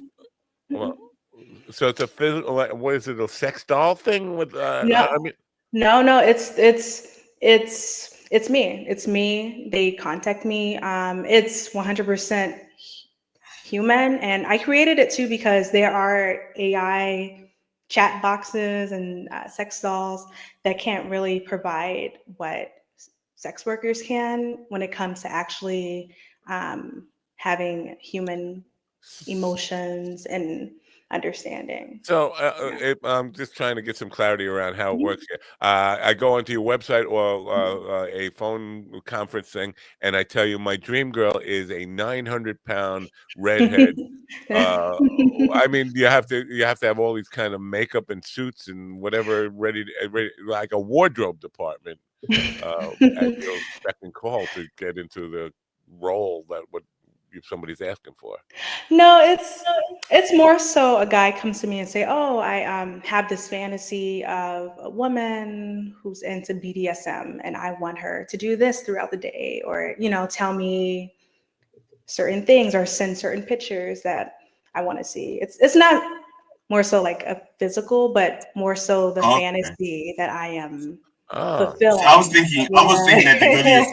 I've never been to your site, so I was thinking like you go to your site. There's a bunch of thumbnails on the side, and you'll be like, you dressed as a secretary, you dressed as a schoolgirl, you with the hair up and glasses. I mean, then that's what they want. They'll go like, I want number 7, please. Like McDonald's, like I'll take a number 7 with a splash of 9. Okay. Yeah, do you have happy me? Happy. You would be a 7 with the splash of 9 GD. You fucking pervert. Wow. My needs. Now, is all your clientele men, or are there women? Most of them are men. I've gotten about 5 women since I've been doing this, but it's rare that I come across any women who call me on phone sex or camming. That's so weird. Most of them are men. Yeah, I know women like porn. I talk to women who like porn like all the time on social media, and I'm like, I don't get what. It just seems to me it must be boring for women. When my buddy did cams, he also got primarily men. Mm-hmm. Wow. That's true. Yeah, he said he had maybe one female regular who would come in anytime he was on live, but outside of that, it was almost all. The person that sent him the underwear was a dude. All dudes. So I will say. Oh, sorry. Go ahead. No, I was going to say that I do get couples on cam shows. I'll get men and women on cam who cam with me. That's the only time, but it's no solo women who will come for a cam show. Does anything fuck with your psyche? Like, I mean, like somebody will come on and you'll be like, wow, that was really, at the end of it, just say, that made me feel uncomfortable. Now I can't get it out of my head for a couple of days. I'm used to it now. When I first started, I was really shocked about the things that I heard, especially on phone sex, because you can't see them. And so they're more open to telling you things. A lot. Yeah, there were a couple of things. I guess I can give an example. The first time I started as a phone sex operator, I got a lot of men who had fantasies about having sex with dead bodies. Like that was very traumatizing. Two of you have something in common. You both encountered men who like to have sex with dead bodies. Yeah, but I threw one off the roof. I don't know what your solution was, but she probably just hung up on him after it was done. But you, just. I wonder if it's the same guy. Was his name Kurt? No, I don't think so. It was a long time ago. There are guys too, like where they fantasize about having like their penis pickled, like me pickling their penis in a pickle jar, or them slicing it off, like slicing off their penis because it's too small and they think it's useless, or like ball busting. Well, stuff like that. Yeah, there was a category where guys like women who just like stomp on their testicles. Oh yeah. Holy shit! I just felt my legs move. That's how much I just cringed. That. Oh god, that's horrible. Over 80, you probably step on it yourself. Yeah. Yeah, that's very popular. Yeah, so it doesn't mess with your psyche. To me, it would, just to know that people there were, because now I'd be walking through society and I'd be looking at people and saying, "What the hell is that dude into?" Well, I do. Like like when I walk around in public, I do wonder what each person is into, especially men. Like I'm like, oh, he's a feet guy. Like if I see them staring at somebody's feet or something, or I'm like, oh, he's into children. He's into that. Like I can point out people who are into certain things based on my experience. Yeah. And when you did the phone sex, and also with the cams, because with the phone sex, were there certain voice types that you could almost hear the voice and go, I know what they like when you hear the voice? Not as an individual, but it's like a type, like a certain either the way they breathe or where they breathe from, or the intonation, and also some looks in the face. When cam, you look at their eyes and go like, oh, there's a foot guy, or there's a that guy is definitely into armpits, something. Well, what would this guy be into? I'm just curious. Oh, I don't know. I can't Yourself. really. You're doing a psychic reading on the live psychic reading. Well, it's not psychic reading. It's just you get the impression because you see these faces and the looks and the characterizations. It's like a cold reading. It's more so their behavior. Like if so like if I catch them doing something in public or staring at a certain type of woman, or I'm like, oh, he's into that. I do find that like with age play, which I do on phone sex, men who are into age play are very nice and very like they're opposite of who you think they would be. They're very, very friendly, but it makes sense because I'm not saying all of them do age play in person or they violate, but it makes sense as to why they're friendly, because that is the type of person who would be super friendly and nice in real life if they were to do something. And when you say age play, you pretend to be younger and or older than you are for that to placate them. Right. I'm into grannies. And if they like young person, then they're probably nicer because they have to have that kind of personality so they could lure and make them feel comfortable. Exactly. My dream girl is 102 years old and ready to die as soon as before I even touch her. If they like you to sound older, then they probably have like an infanticide, like an infant type quality in them, like a little boyish type quality because they want mommy. Yeah. Exactly. Ew. Exactly. No, yeah, they say mommy, or they want me to call them baby. Oh my God. Or it's Hey, mommy issues are just as prevalent as daddy issues. No one's safe from that. I'm not saying I'm into that because that weirds me out quite a bit. Yeah, no one's safe. I'm not saying me. I'm not saying me. No one is safe but you. Well, no, because I mean, because like most guys don't mind hearing themselves being called daddy, right? But I think for a lot of women, as soon as they get called mommy, they're like, oh, whoa, hold up, like. I don't like being called daddy because the only people that have ever called me daddy were children, my stepkids, and so to hear someone else say it. I don't want to be called daddy because then I'm expecting that I'm gonna have to pay a child support check. Child support money. I don't want that.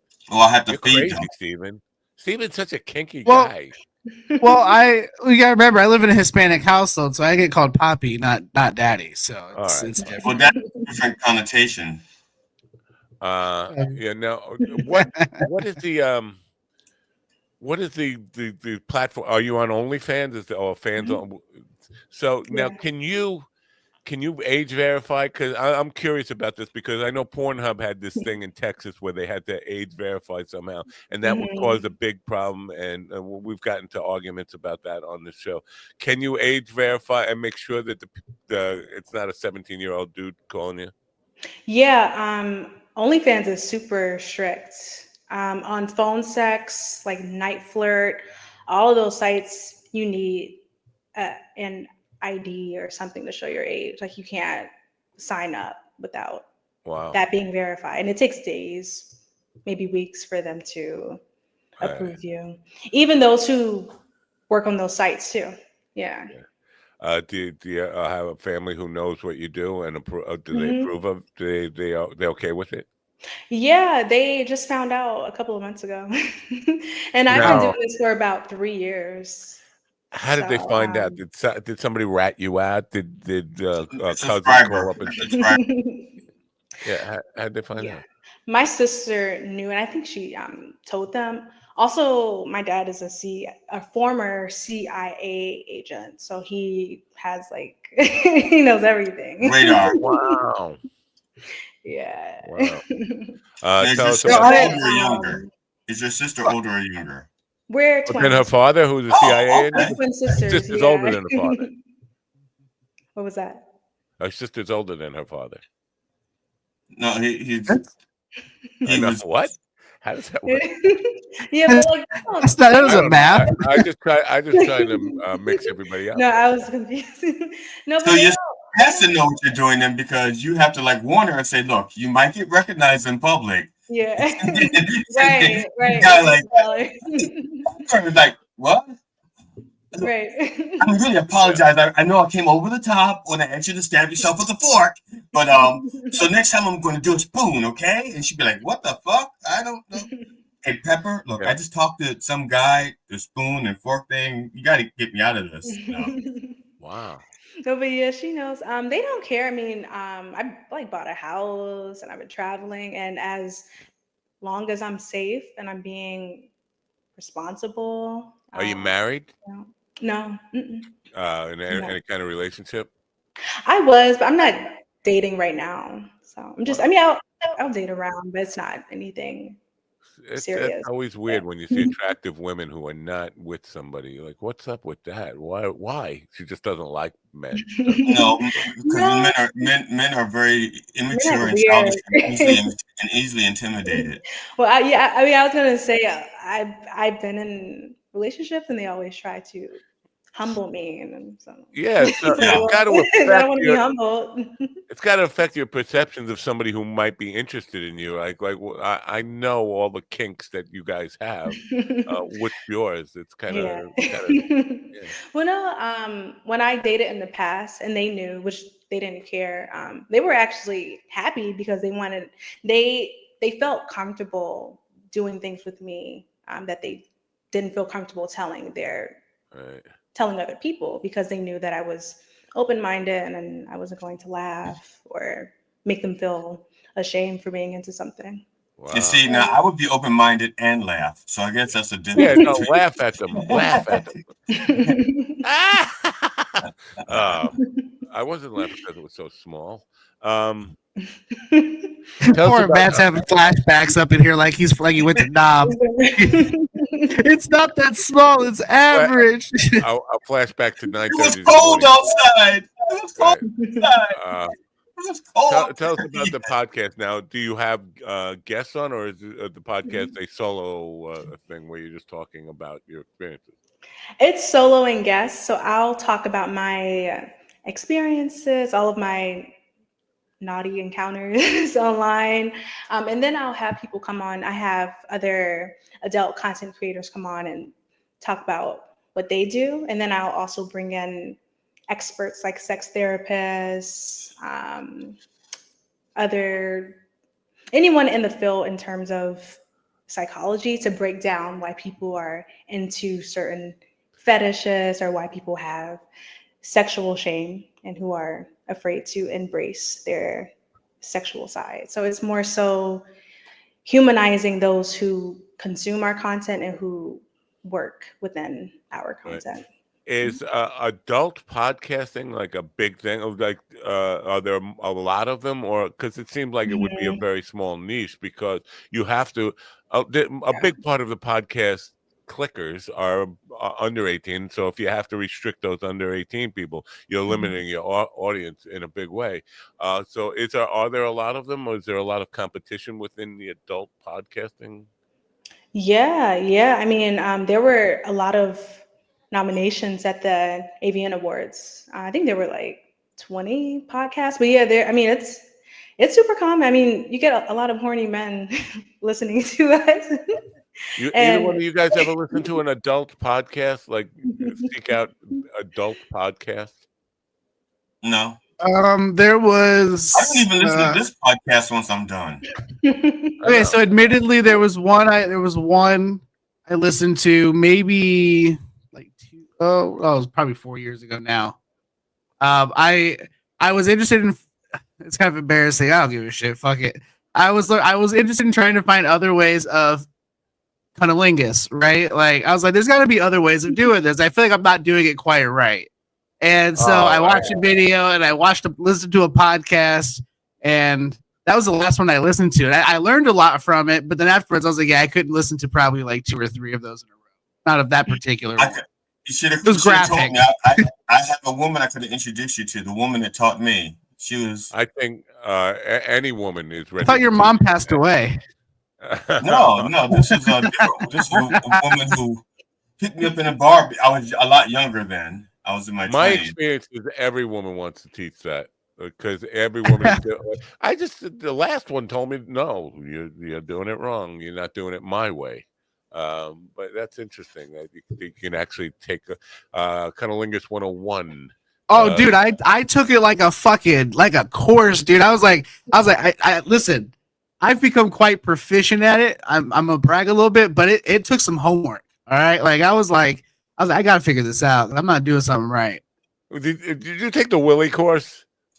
No, God, no. No, I'm not saying I'm the best at it. I'm probably far from it. I don't know if you know this about me, but I won an award. No, I did. I got a wife. That counts. So, getting these guests from the adult industry, is that a difficult thing? Or because I would think it'd be competitive, or I don't know. There's if you're in the same industry, why do I want to help you? Because this is my industry. I want to be on top. I want to be the top banana. Well, all of our customers buy more than one video. Like they'll buy mine, then they'll buy somebody else's if they're like in the mood for something else. I mean, we all have the same customers, so they'll buy our stuff. And then also, I mean, they come on my show, and I get listeners and customers from them when they promote me. So it's like kind of a equal balance in terms of us being promoted on both sides. Yeah.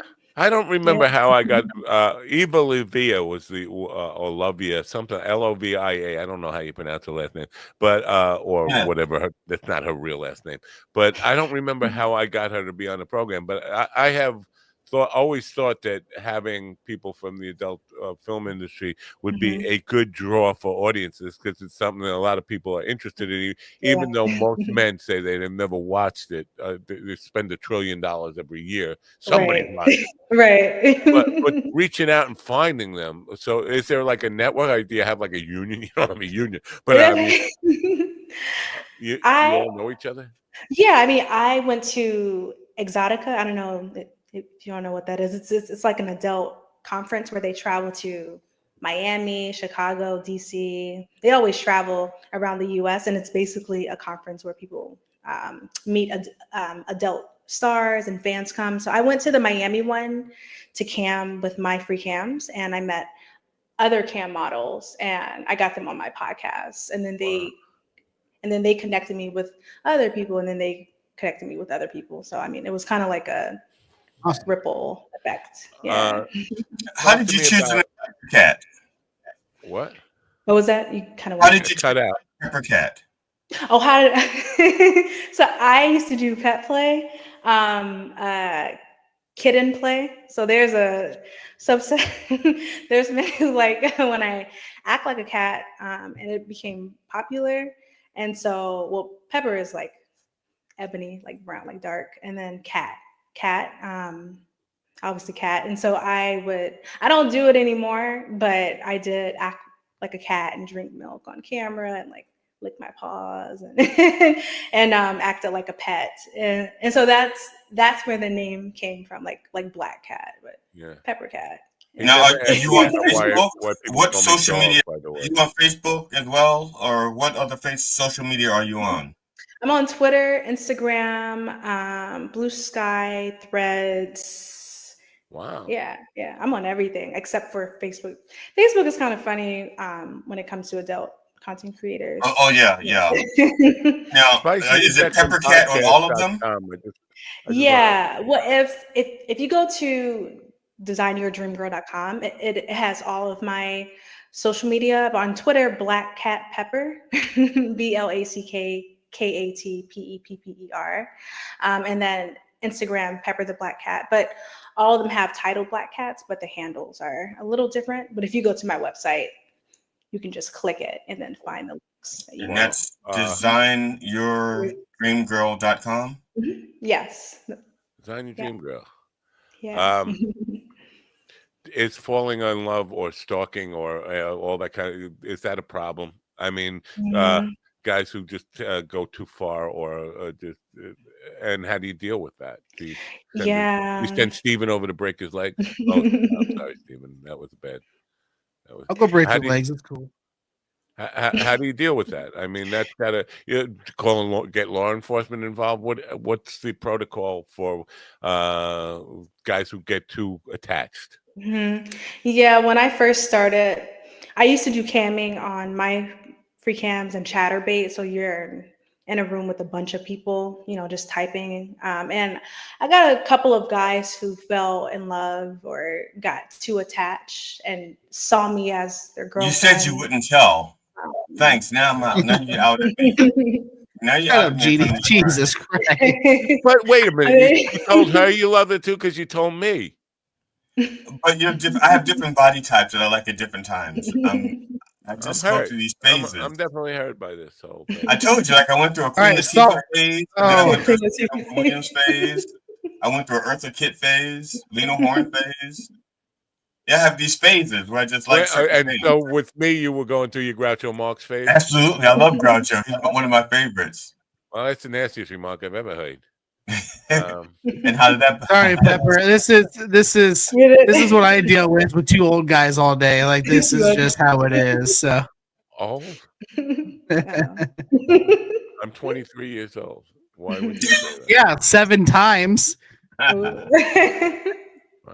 But yeah, I mean, I deal with guys who get attached. And then, I mean, I typically just block them. I haven't gotten anyone who has met me in person or anything. Hopefully, I don't know if they're watching me, right? but Yeah, it is a fear. I do have police drive by my house every day, but they're just customers, right? Just to look out for me. I mean, I do have some police here. What do? You leave donuts out on the sidewalk? Is that how you get that? No, I just wave at them with my dog. Yeah. I'm officer friendly. Just rub your body with some sugar donuts. Yeah. Slappity. I mean, they always look out for me. Like they always drive around to make sure that I'm okay. All right. The police drive by my house too, but that's only because I'm in a white neighborhood. They just want to know if I'm still living here. Wow. Everything's got to be. I'm sorry. We're just about out of time here. I would love to continue this more, but I am curious about spectrum. Your choice of the word spectrum. When we hear the word spectrum now, it's generally referring to autism and all this stuff. Spicy spectrum. Yeah. Where'd you come up with that name and why? Sexual desires are on a spectrum. Sometimes people are vanilla. Sometimes people love hardcore kinks or fetishes. Some people are kind of in the middle, but there's a spectrum of your sexual desires, and that's okay. So that's why I have to, The word slept, because we were talking about this before. There's somebody, a adult film actress who slept with 1,057 guys in 24 hours. Yeah, I saw and that. they say slept with. I was like, it's an adult film thing. I'm pretty sure the cursing is allowed. Why are we still saying slept? I mean, there's no sleeping going involved. It was probably for the articles that were passed around, maybe. Yeah. It's got to be a censorship thing because You know, because when you hear the lady talk about it, she's just like, no, I fucked a bunch of dudes. Like she's not like shy about it. She's not like, we shared particulars. No, she's like, no, I fucked a bunch of dudes. I gave foot jobs, blow jobs, hand jobs. I fucked them. It was what I did. And that's what I was about to say, because theft has a certain connotation, and what she did deviated from those connotations, but with the variety of services that she was offering. So they should just say, come out and say it. Because everybody knows what you're talking about. Okay. Yeah, people flag us a lot. Like you can't even say like sex or anything on certain sites without being shadow banned. So I got banned. I got shadow banned on Facebook because we had a guest on our show, and her website was, I'm apologize if I'm getting it wrong, but it was like queer something, but the word queer was in it. And so I promoted her website on Facebook because she was on the show, and Facebook shadow banned me. Yeah. And it was a website, and it just had the word like queerly something. Queerly, I can't remember now, but queercomedy.com. Yeah. Yeah. But they shadow banned me when I had queerly in the title. Yeah. All right. SpicySpectrumPodcast.com. Now, how do you do it every week? I do it every week. I drop 3 episodes, one on Wednesday, one on Friday, which is when I have the adult content creators, and then one on Sunday where I talk about my own spicy adventures. Is it video and audio or just audio? It's just audio. I want them to be teased and not see me too all the time. That way you don't have to worry about dressing up. You can just go like, yeah. Sorry. Hey there, this is Pepper Cat. Podcast.com for the people on the radio, for people on YouTube, Rumble, and all the other platforms. The link is in the description. Please do check it out. I'm going to check it out. And I thank you for getting up and spending some time with us and putting One last question. I'm only asking because Steven just sent me this question. He texted to me. Do you do accents? I did not send you that. Somebody had, I won't demonstrate, but somebody wanted me to cosplay Nicki Minaj on a phone sex line or like a deep Southern accent. They also like that too. Nicki Minaj. If anyone wants to like a fetish. So you know my cousin Chaim. Fine. But yeah, I do accents. All right. Well, thank you for being here. You've been an informative and fun guest, and thanks for putting up with all the silliness and nonsense. We appreciate that, and we will be following you. And you know what? If you wouldn't mind, if you meet some people who you think might be right for this podcast, we would love to have some more, and you're welcome back anytime. More adult industry people on, so please do. Oh yeah, sure. I have a lot. If you wouldn't come back, I'll wear my high heels, so I'll be taller. And if you have any adult film star friends who believe in UFOs, send them my way. Right. Okay, sure. I'll do that. Do you have for unfuckable objects? What's UFO? Do you have any interest in the paranormal, UFOs, and all that kind of stuff? No. I didn't think so. See, chicks I didn't think so either. That's why I didn't bring it up. You're not going to get any women with that. I mean, I do like practice witchcraft and stuff. I don't do like the paranormal stuff. All right. Yeah. Well, thank you for being here. Have a great day. Yeah, thank you. Pepper Cat. Whoa, what happened? Pepper Cat, everybody. SpicySpectrumPodcast.com. I'm not gonna lie.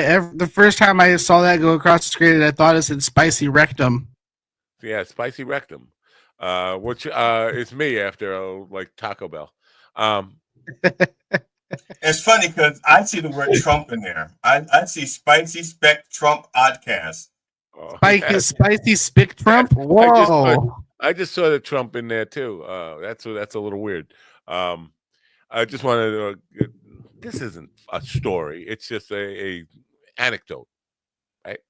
We're talking about phone sex. Isn't that what an anecdote is? A story? I don't know. I'm just talking. Whatever comes out of the day, leave them alone. Whatever comes out of this hole, just actuarially, it's a story and an anecdote. Right. So my ex-friend Ralph, one of the people I've stopped associating with after Election Day, used to run a Copeg Weekly, a weekly newspaper for Copeg, Long Island. And the back page was a car dealership, and it had a number to call for this car dealership, the sponsors. And I helped him with the graphic arts, and I put a number. I thought I had the right phone number on there. But when you called the number for this car dealership, you got, welcome to 5 naked, sweaty guys. We're here for your fan. So there were 5 naked, sweaty guys. Phone. So was that Jackie's line before the joke line? I don't know. Was that his number before the joke line? So it was Jackie, you do much better if you just do jokes. Don't do But I wish I would know that number. We could call them up and just preview it. Like, what the 5? Well, at this age, there are only 3 left. It was 5 sweaty guys. Now it's only 3. How fucking gay do you have to be to need 5 naked, sweaty guys? I mean, shouldn't one cover it? What if you're a woman and you just like 5 sweaty guys? Oh, I didn't even think of that. Yeah. Wow, yeah. Why'd you go right to gay, Matt? Because it was 5 gay, sweady guys. 5. Apparently, Matt didn't have a mom. No, that's 5 what it naked, is. He didn't have a mom. He sweaty didn't know guys. how. You didn't have a mother to teach you right. Yeah, baby. You listening? Waco was the mom and the Bukaki.com. Bukaki.com. See, you should never taught Matt that word. I know. He works that conversation all the time. It's so much fun to say. Yeah, Matt goes to the restaurant and says, "Excuse me, waitress, I'd like a steak. How would you like your steak, please? I like a bukkake, please." The steak bukkake, please. I'll be honest with you. I think I know the meaning of bukkake, but I'm not sure of all the applications within Webster's thesaurus on how it's applied. The bukkake. I mean, generally to the face. Going to Dunkin' Donuts and says, "Yes, I'll have 2 chocolate. I'm getting a dozen. I'll have 2 chocolate, 1 strawberry, 1 jam, 3 bukkake, and bukkake smoothie. Can I get a TD, you gotta do a video. You gotta do a video of going through Dunkin' Donuts drive-thru. Do it as the Reverend.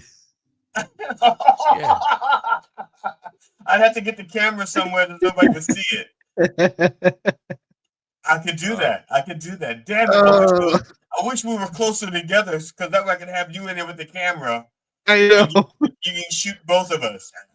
See, I was a little expecting that, and maybe I should have read that she did actual sex scenes with other people. That's doing it alone in your bedroom in front of a camera like this is doesn't take as much bravery. I mean, I don't know, man. You got to see some of what these people are asking for. You'd probably think different. No, so you're alone. You're not with some weirdo who's just another paid weirdo. Yeah, but all the attention is on you. So all of a sudden, when you're with someone else, the attention is divided up. So you could like focus on this person or that person. Yeah, like it's like my buddy when he did it. Like I said, it got to the point where people were just requesting him to just do the craziest off the wall things that would have hurt him. And they're just like, do it. And he's just getting pressured to the point where he was like, I'm done. I'm going back to work. When I danced, I felt safer when I danced in a troupe when there's a bunch of us together. But when I was by myself, it kind of made me perform harder because all the focus was on me. Harder? Yeah, well, didn't you want to perform harder? Yeah.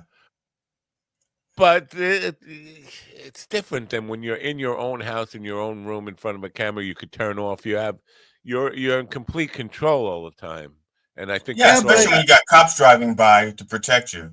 Yeah, but but think about how much more thought you're putting into it, right? Because, like, for example, if you're fucking another person, it can be somewhat spontaneous and fun and adventurous, but like you're setting up by yourself, right? And you're setting up like a fuck machine to like fuck you with a squirting dildo, and then you're like, okay, well, I better make sure I have enough fake cum and then like, oh, I better clean this first, and then you're like, oh, I better get set up, I better put stuff down. You put so much thought into it. It's so much more of a performance and a. It's like producing a comedy show and having a headline. See, it's a pain in the ass. If you work with an agency, because like I'm doing these painting things, and the painting things, they set up the classes and then they send the supplies. Like, so I'm getting 31 easels and aprons and cups and paint supplies and all, and paintbrush sets and all this shipped to my house. So I would think if she sets up with like an agency, they will send all of Fake Cum supplies for her. Like, we have a Fake Cum account, and with fakecum.com. And we'll just ship it directly to you, and you don't have to shop for your own Fake Cum. How did we go to the Fake Cum podcast? Oh, that was Steven. Steven, he brought that up. I didn't even know there was such a thing. I honestly I have been on this planet for 65 years and did not know there was such a thing as fake cum. Me neither. I've been educated on a lot of things. You think that's weird? You ever heard of fetish pee? I've heard of people having a fetish that they want to be peed on. Fetish pee is fake urine that you can buy from sex sites or even like tobacco shops. Apple cider? Pasteurized apple cider. Because people want to play in pee without all the risk of infection and viruses. All right. Pasteurized apple cider. There's a filter on my brain I need to shut. To stop. What we need in this stream thing is a quiz apparatus for the chat room, because what I'm really curious in chat room, if you're listening, if you want to chime in here, does Steven really have this imaginary friend, or is it this guy he knows is really a guy named Steven? No, my buddy who did the cam stuff. No, listen, because my buddy who did the cam stuff, I can't give out because not everybody knows not everybody knows that he's bi, so I can't give out his name. Okay, I'm not going to out him to his family and all that. Again, I don't doubt that this person might be gay or bi or whatever. What I'm asking is he really you? No, he's not. He's not. No. And the way just for the record, some of us are old enough to remember the doll My Buddy. Okay, and My Buddy didn't really talk. You know, it's like my buddy. Wherever I go, he goes. It's just a doll. Okay, it's just a doll. The buddy couldn't do anything on its own. My Buddy only did what you told it to do. That's weird. No, that's not where I'm coming from. But no, and I discovered fetish pee from a way more innocent way. It was nothing sexual. There is no innocent way to discover fetish pee. There's no innocent way to discover fetish pee. Well, it's not sexual though. I had to take a drug test for a job, and I didn't. And I knew I was gonna pop for weed, and I was like, well, shit. So I went to the vape store to get or the tobacco store to get a cleanse, and they ended up having. He was like, hey, he goes, check this out, and it's fetish pee, and I was like, why would I want this? He goes, it's chemically 100% identical to regular urine. He goes, the only way they would catch it is if they test to see if you're pregnant. And he goes, you're not female, so you should be fine. So I took it, warmed the bottle up, did the thing, and it worked. So I was like, cool. Fine. Like, you're not definitely fine. You should be fine. I mean, that's a weird thing to say. You should be. Well, I mean, I don't. Another tip for people who are like, this is. I learned the hard way that if you chew gum with xylitol and mannitol, those alcohol sugars, they will give a false positive if you're give the breathalyzer test for alcohol. They'll give a false positive. Oh. So, keep people out there, if you're drinking and driving, pop some Dentine ice in your mouth, a couple of pieces, and then you can always say to the judge, no, it was a false positive. I had Dentine ice in my mouth, and they should have drawn blood instead of the breathalyzer. They should bring James Inman in as for a urine tester. He's a taste tester of urine. That's fucking gross.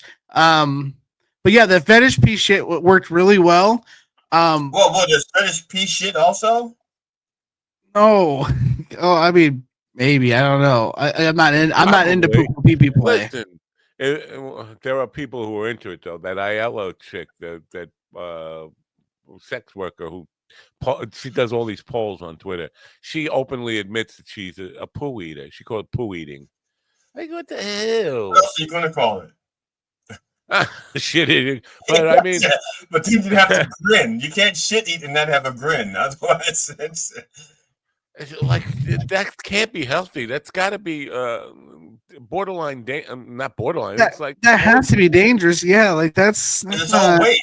It's not all waste. It's like 90% waste. I mean, there may be some nutritional value in it if you're a bird or a mouse, but yeah, but that can't be safe if you're eating it or getting it in your vagina or anything. Like that can't be safe. Yeah, I mean, if you don't shit long enough, you get what sepsis, right? Yeah. So I can't imagine this program is not banned in every fucking country now. After this, you know, there was one time I got E. coli from a porta potty. Who believes that lie? No, I legit did. So I look, I don't like porta potties, but I was at this free concert from the radio station, and I had to go to the bathroom. And then like a week later, I had like 104-degree temperature. I collapsed at work, got sent to the hospital, and they're like, you had E. coli in your bladder, and now you're septic. Before you did that, I mean, yes, but like I don't know if like when I shit, like the water splashed up and like hit the tip of my dick or what happened, but it got up in through my dick hole. It was horrible. It was the worst infection I've ever had in my life. It almost killed me. Doing it wrong. Yeah. Doing it wrong. I've never had strange water into my dick hole. I've had it. You've never had splashback? I've had it where because my junk had touched the side of the urinal, and it got urine on it, and I didn't know if it was mine or someone else's, so I freaked out. And this was during COVID. Right. This was during COVID, and so my wife had given me these alcohol squirt things for my hands, and so I immediately pulled it out and I sprayed it on my penis. And alcohol. Yeah. Well, I did a similar thing. When I got done in the porta potty, I got out of there and I took my wife's hand sanitizer, which was from like fucking Bath and Body Works, smelled like pomegranate. Fucking just like emptied the whole thing and just was like, I felt disgusting because like fucking porta potties are gross. Yeah, well, I sprayed alcohol. It was like burn baby burn dick hole inferno. You know, it's like yeah. Oh yeah. Yeah, it was rough. I'm trying to anticipate the email that's coming from YouTube today as to why this program will not be monetized. What the language might say. Like, are you fucking kidding me? Where are we going to find a sponsor that would be okay with this conversation? I don't know. You know what? Fakecom.com. Yeah. Well, we have to broaden our horizons. Yeah, only excitement adult video. They could be a sponsor. Well, look, I don't know. People keep calling me safe, and it hurt my feelings. I tried to get Adult Excitement Video to be a sponsor for the Blessings and Blasphemy shows, so that the Reverend could get free sex toys instead of spending all of his hard-earned money on them. But you should have talked to Trojan. Why? I'm a Magnum guy. All right. Isn't Magnum made by Trojan? So it's time to wrap this thing up and just like go buy some. I don't think so. Let me see. I'm just curious. Do they make probiotic fake cum? I don't know. Oh. GD, why do you have Magnum condoms so close to your desk? Because I had one in my Bible, and I can't find my Bible. What? Now I'm worried. Where's my Bible? I mean, where's the Reverend's Bible? All right. So to put out a word there, Sunday mornings, 9 a.m. Eastern, the Reverend Jelly Roll does a show here. I don't know if you call it a show. What we call it just a clusterfuck. It's a the podcast. The Church of Fake Come. The Church of Fake Come. Last resort. Last resort. Fake come. Last come fake. Less come faking show. Let's resort to come faking. Sunday mornings, 9 a.m. Eastern. Here. Yeah, you said come like 11 times in 12 seconds, dude. No wonder we're gonna get too money. I know. I come a lot. Don't forget Monday also. Monday, 9 p.m. Eastern. Stephen, who's the guest this week? It's Come. I have it pulled up right here. It is Paul Bichette. Paul Come. Paul Bichette. He is a former design manager for the U.S. Army Corps of Engineers. Wrote a book, and we'll be talking about things such as military design perspective, UFOs, military industrial complex, all sorts of stuff. So I'm excited. Yeah, I'm excited about this one. This could be a good one. We might actually get some real UFO enthusiasts coming on and getting angry at you for not having the full. You know, they all have their opinions about what's real and what's not in their expert. Yeah, this week we have Paul Bichette, and then the following week we have a Robert Sparing from MUFON will be on, and he is you can't get much more UFO enthusiast than that. Anyone who knows me knows I was a dues paying member of MUFON for 2 years, and then I couldn't afford to become a field investigator. But he was a MUFON cunnilingus. I knew that was coming, but that's fine. But no, I'm a huge supporter of MUFON, so I'm really excited to get somebody like him on the show who I can pick their brain and get some insight into somebody who kind of lives the X-Files. So. Right. Yeah. Cool. Now, if I could just say something about Black History Month, this is my third Black History Month. This is George Washington Carverne. Yeah, George Washington Carverne. Famous black scientist and peanut farmer. Maybe you didn't get the memo, but there is no Black History Month anymore. It's called Gulf of Mexico. That's right. Now, well, everybody knows Mexico Remembrance Month.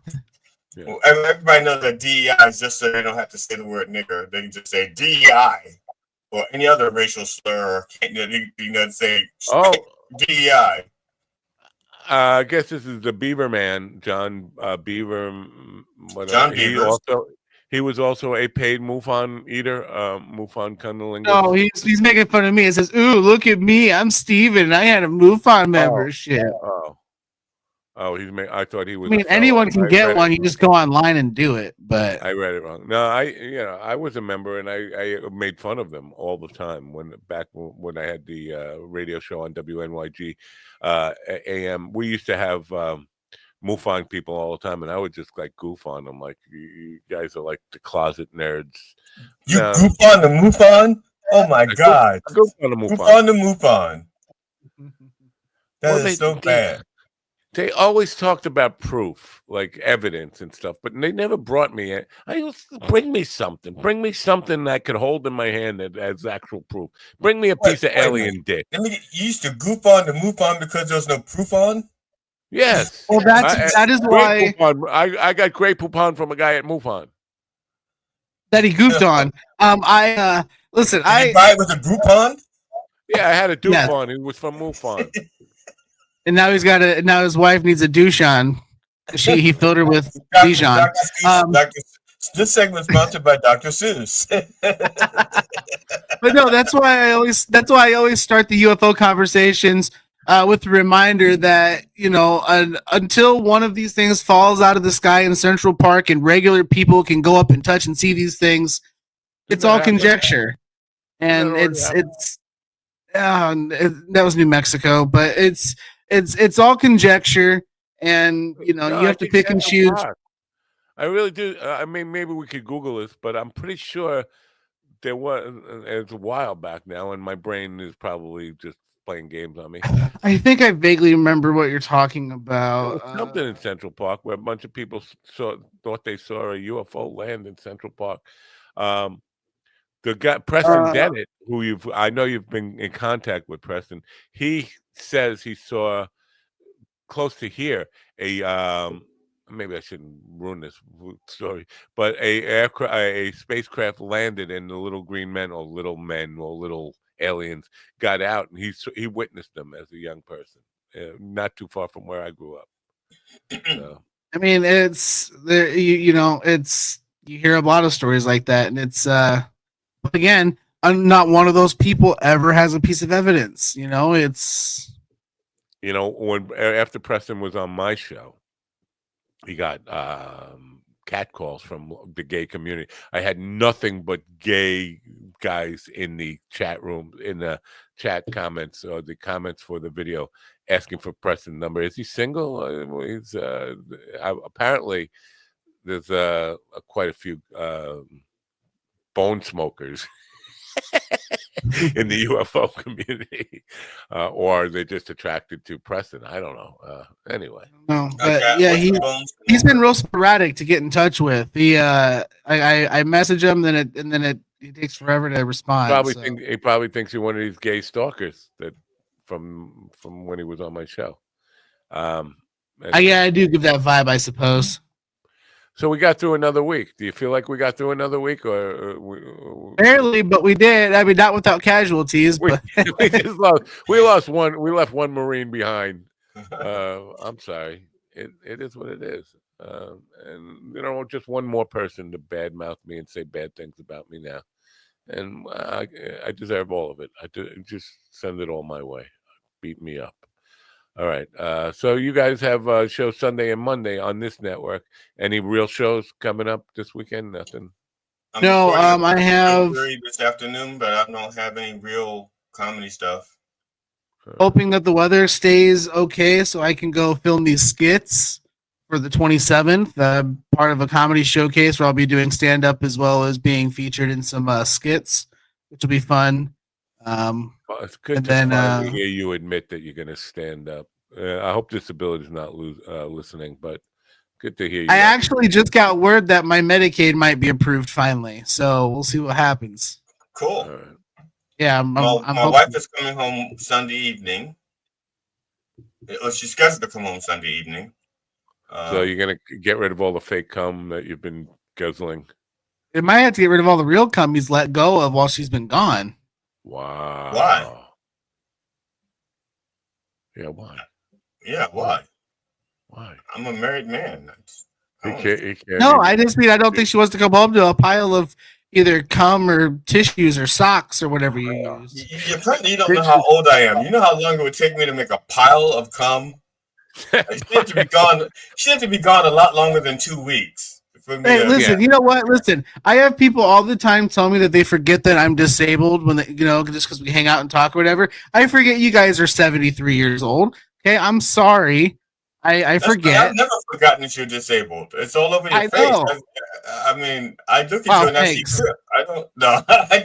I look at you and I see 1950s oppression. So it is what it is. There's a meme going around. There's a dopey meme going around. It's meant to just be stupid. But it says people who were born in 1995 are turning 65 this year. Oh yeah, those are purposely dumb. Yeah, I share those all the time because I love to see. It helps me weed out people who can't take a fucking joke, Matt. Of course, no one's from 1990. See, the thing about a joke is it's supposed to be funny. It is funny because people born in 95 clearly aren't going to be 65, but some of them feel like they're going to be 65. It's funny. Back when I was in my 20s, if I was dating someone on a first date, there's something I'd say just to see to kind of like test their intelligence. I would say that when I was born, I was a twin. I was an identical twin, and my mother left us alone in the tub, and one of us died. And once in a while, I keep wondering if that wasn't me that died in the tub. It was. It definitely was. Oh. All right. Monday morning on this program, Steve Martin, the legendary comedian, will be joining us with his banjo. Wild and crazy show. So tune in. Until then, Don't forget to turn on your radio. Bye for now.